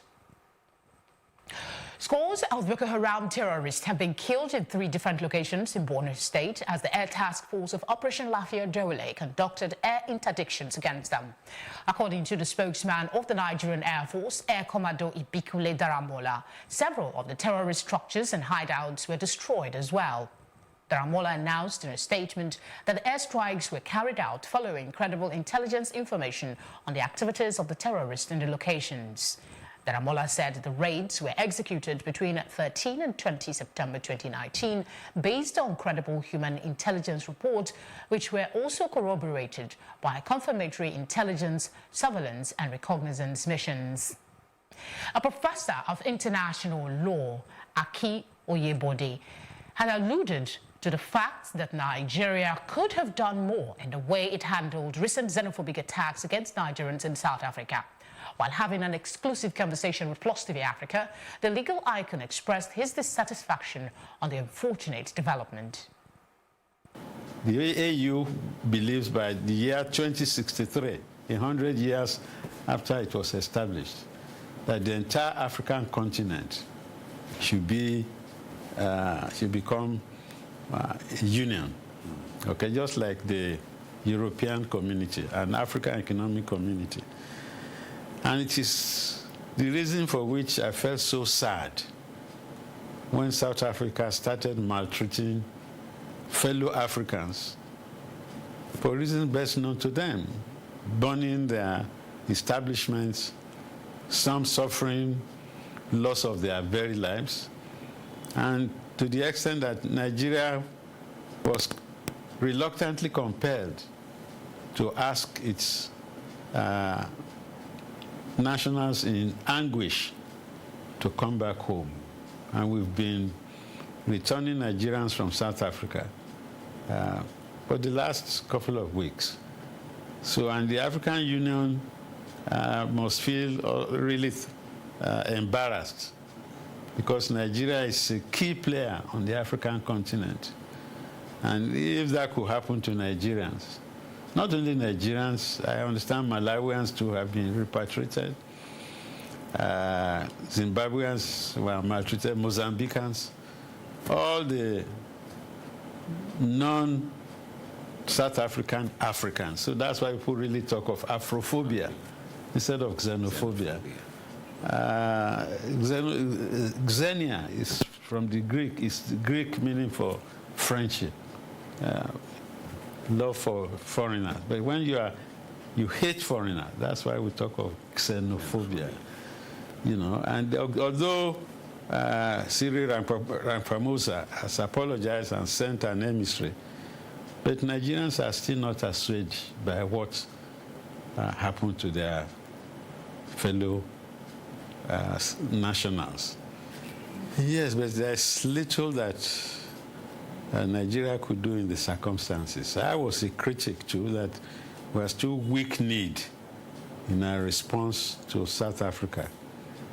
But well, the president we have is not an international lawyer, but I believe he must have advisors, those who know the subject. I believe the Nigerian foreign minister is well aware of the rules of international intercourse. So quite sincerely, Nigeria could have handled the matter differently, okay? But at the end of the day, you can't blame Nigeria for how we handled the matter. Because in international law, there is a duty to protect foreigners.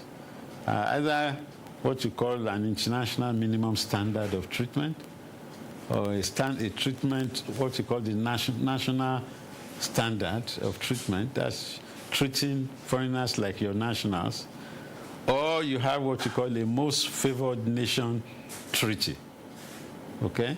So that any benefit that is accorded a third country should be accorded to you. So you look at the relationship between Nigeria and South Africa, things could have been better organized. Nigeria once upon a time kicked out Ghanaians from Nigerians. And Kofi Busia retaliated, what you call reprisal, by kicking Nigerians out of Ghana. You know, but in this instance, there are not many South Africans in Nigeria. How many people can we kick out? But then there are South African investments in Nigeria, which Nigeria could have sequestered just as a warning shot. The better use of social media for marketing and the need to stay resilient in the pursuit of a career path was the core of the conversation at the Unwanted Convos held in Lagos this weekend. Plus TV Africa's correspondent Mary Chinda was there and brings us this detail. It is not just another talk shop, it is a rendezvous of resourceful young minds, social media influencers, bloggers, media personalities and content creators to walk the talk. The Millennial Town Hall meeting put together by Lagos celebrity blogger Elsie Godwin. In the new world of social media, Twitter, Facebook and Instagram, this town hall meeting seeks to get millennials to chart a better course in digital content creation. The most valuable resource in the world are people. And what social media has helped us to do is to converge people like never seen. Never ever. The largest convergence of human beings in the world is on Facebook. There are 2.7 billion people on Facebook. The implication of that is if you understand the value of people and the fact that social media is a gateway and a convergence point, then you're able to exploit to not just sell your wares, your goods, your ideas, but more importantly to connect to them. And with the proliferation of fake news, popular news blogger Leila Ijoma reiterates the need for accuracy in news reporting. So how can a social media user guard himself or herself against fake news? First of all is, number one, you have to have it at the back of your mind that not every news on social media is true. That's a fact. And then each one you get and that gets you thinking, first thing you need to do is compare news sources. For millennials here, digital marketing is set to be the link between entrepreneurship and profit making. There are many ways you can use social media as a leverage to, grow your businesses and grow your brands, find a niche, find an audience, find where your audience is, know how to speak with them, know how to sell to them, know how to connect to them. Maybe 10, 15 years ago, you could start a business and say, okay, I can measure this business by so percentage, maybe 10% this year, 15% next year. But with disruption, everything is in an exponential manner. You can have 1,000 clients today, and tomorrow you have 10 million clients. And for those trying to build a career, social media is a tool, this expert says. Like I mentioned, you have professionals like people that are into a 9-to-5 job, and you have business people. So for professional, I will say that LinkedIn is your best platform, okay? But if you are into business, Instagram is very good for you. With the first Lagos Millennial Town Hall meeting coming with a theme, Unwanted Convos, the convener, Elsie Godwin, explains. Okay, so it's going to always be the Millennial Town Hall meeting and always be Unwanted Convos. Unwanted simply means the conversations that people are not keen to have, right? In this part of the world, you ask people, how did you make money, how did you become successful, and they tell you it's by the grace of God. I tried to do this because I felt the need to have conversations. There's so many people with questions unanswered, and sometimes they look at the people they think are successful. I mean, for me, success is relative, right? And you could sit down and think that someone is successful, and to them they feel like they're still on a journey to success, right? Mary Chinda for Plus TV Africa. It's time to take a quick break. Stay tuned for more news when we return.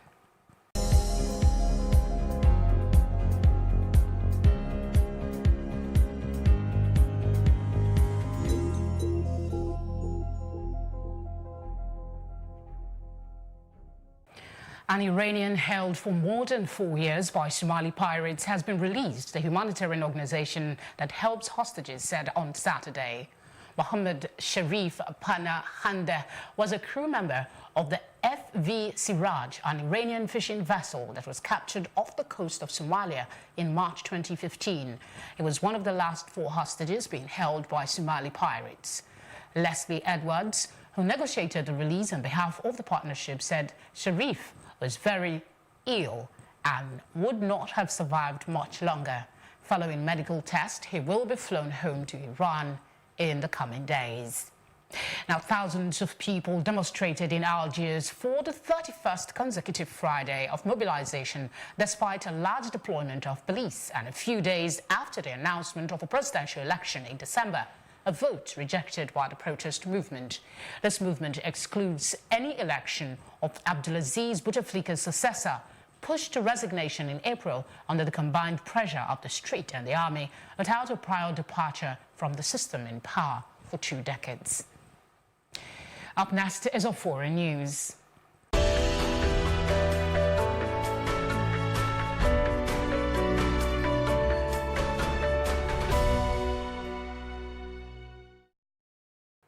The UN has welcomed the proposal from Yemen's Iran-backed Houthi rebels to end all attacks on Saudi Arabia as part of a peace initiative.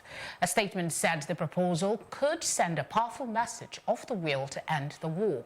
The offer comes a week after drone and missile strikes hit Saudi Arabian oil facilities. Houthi rebels have claimed to have carried out the attacks, but the US and Saudi Arabia have blamed Iran. Tehran denies any involvement in the strikes. The radical Sunni Islamic State group on Saturday claimed responsibility for the bombing of a passenger bus that killed at least 11 people in Iraq's mostly Shiite province of Karbala the day before. The explosion was caused by a bomb planted inside the bus, according to the Iraqi Interior Ministry. Islamic State said through its mouthpiece, a Amaq news agency, that 17 Shiites had been killed or injured in the attack. The militant group regards Shiites as heretics. Hong Kong riot police took up position at the main rail station 7, the airport, on Sunday to prevent a new anti-government protest targeting air travel after a night of violent street clashes in the Chinese-ruled territory. Protesters have targeted the airport before occupying the arrivals hall, blocking approach roads and setting street fires in the nearby town of Tongchong and trashing its subway station. The airport authorities said Airport Express train, which takes passengers under the harbour and across a series of bridges to the airport, built on reclaimed land around an outlying island, was only allowing passengers to board in downtown Hong Kong, not on the Holland Peninsula, and only people holding flight tickets were allowed to enter the terminal. Bus services were also affected. We'll take a break now, and when we come back, we'll bring you business news.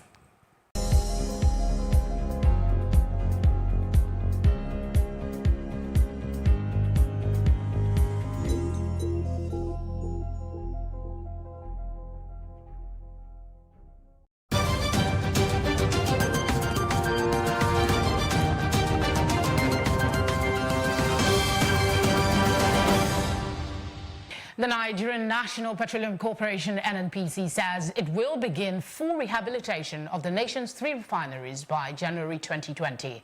The nation's refineries are located in Port Harcourt, Warri and Kaduna. The group managing director, Mele Kyari, disclosed this on Saturday in Port Harcourt during a facility tour to the Port Harcourt refinery. Kyari noted that the move would help the corporation to refine crude oil of optimum capacity by 2022. The visit to the refinery was part of Kyari's strong determination and commitment to ensure that the nation's refineries deliver real-time value and address the petroleum needs of Nigerians. Still ahead on Plus TV Africa News is our roundup on entertainment and sports. We're back in a moment. Stay with us.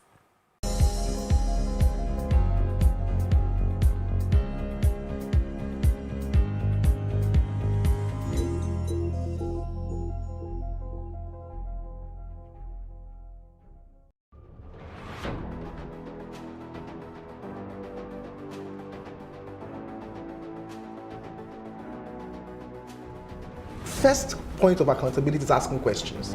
Hello and welcome to Plus Sports and Plus TV Africa. I am Udoka Njoko. Hi everyone, welcome to Plus Training.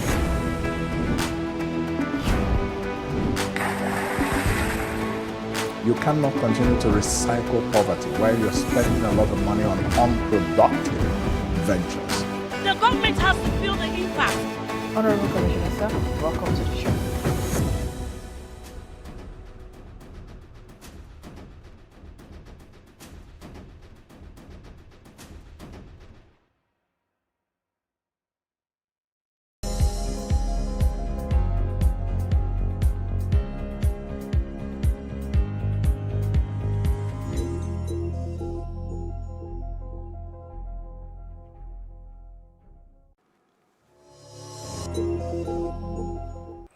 Cardi B and Offset are celebrating their second wedding anniversary after tying the nuptial knots in a secret ceremony in September 2017. Recall that the 26-year-old rapper and her husband went public with news of their marriage 9 months after it was contracted. Sharing a loved-up photo with Offset as they marked their second wedding anniversary, Cardi B wrote, "Happy marriage anniversary, hubby. We keep learning and growing. That's what marriage is about." Sharing a video which captured different loved-up moments, including their onstage engagement, baby shower, and labor scenes, Offset also penned down a heartfelt wedding anniversary message to his wife, Cardi B. The couple started dating a few months into 2017. They decided to keep their marriage a secret, with Cardi B saying she wanted to keep the day for herself. Well, congratulations to them. That's it on entertainment. We'll bring you sports news after the short break.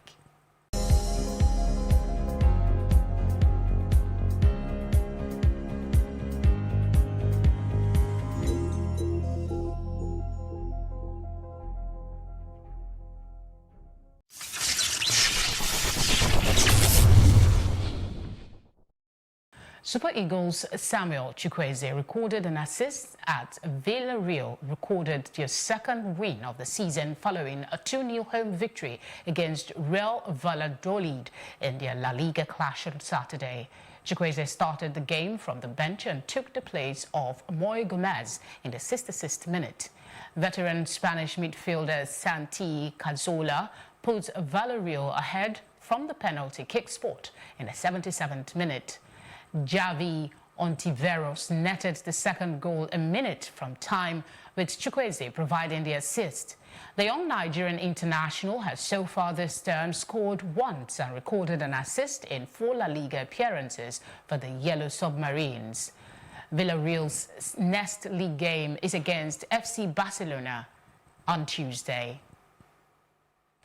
Zinedine Zidane believes he has the backing of Real Madrid, but admits he would leave if he ever felt he had lost the club's support. He has come under scrutiny after enduring his worst ever defeat as Madrid coach on Wednesday, a 3-0 loss to Paris Saint-Germain in the Champions League. The result also followed an underwhelming start in the Liga, which has seen Madrid claim 2 wins and 2 draws from games against Celta Vigo, Real Valladolid, Villarreal, and Levante. After returning from Paris, Zidane gave his players the day off on Thursday, which surprised those high up at the club, according to reports in the Spanish press. That's it in sports, and wrap things up at this hour. For more news updates, please follow us at Plus TV Africa on Facebook, Twitter, and Instagram. You can also subscribe to our YouTube channel that is also at Plus TV Africa. We'll be back later with more stories making the headlines. Do please join us again. Thank you for watching and enjoy the rest of your day.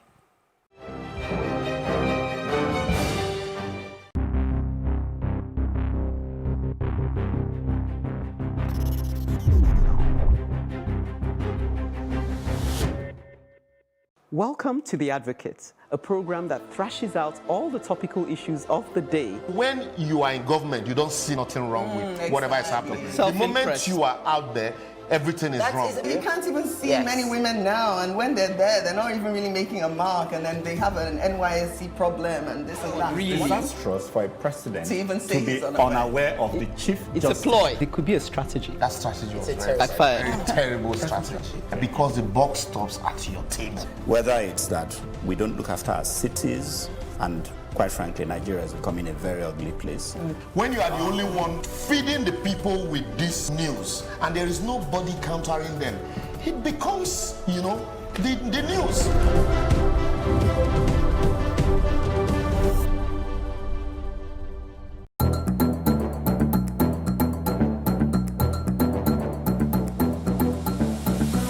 Country people, we dey thank una one that joined us on top News on the Hour for Plus TV Africa.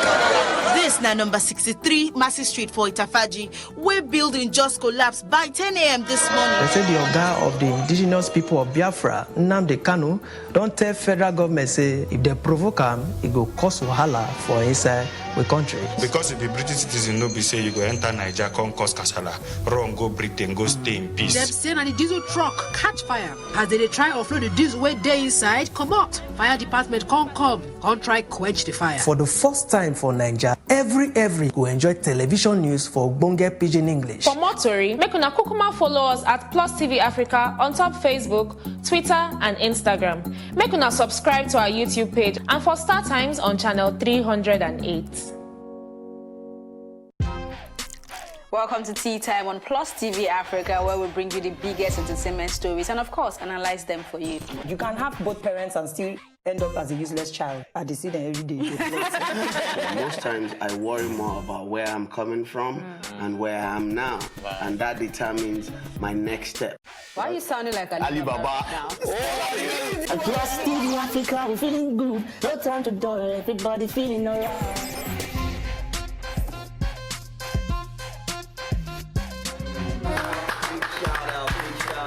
I really like it. I can still make music and people are still buying. Sometimes I look myself minimal IU.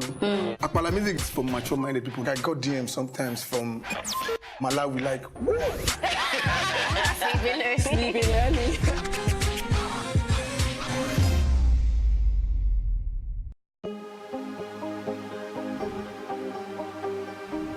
Seize it for upcoming artists to blow in Nigeria.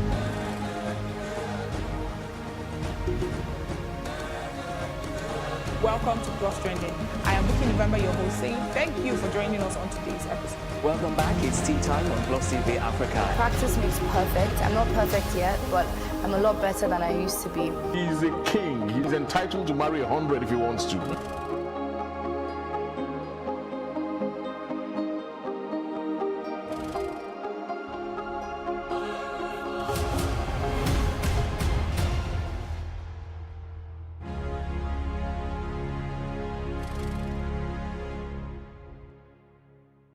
It gets better, ordered another round. It gets better, ordered another round. It gets I'm sure, as you can imagine, I get many. On a daily basis, I haven't shared this with anyone, but I reckon I get about like 100 people asking for help. A day.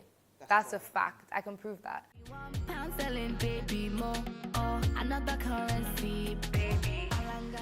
So rather than, going through all my messages, my letters, my emails, my DMs, I decided that, I think it's important as a young person to make sure that I'm making a difference. And it would be almost, I could have started a record label and been used those resources to sign artists, but education for me is so powerful. I would not be here, fact, whether or not, anyone can argue, I would not be here if not for my education. Nowhere, baby, we no tire. And baby, for the line,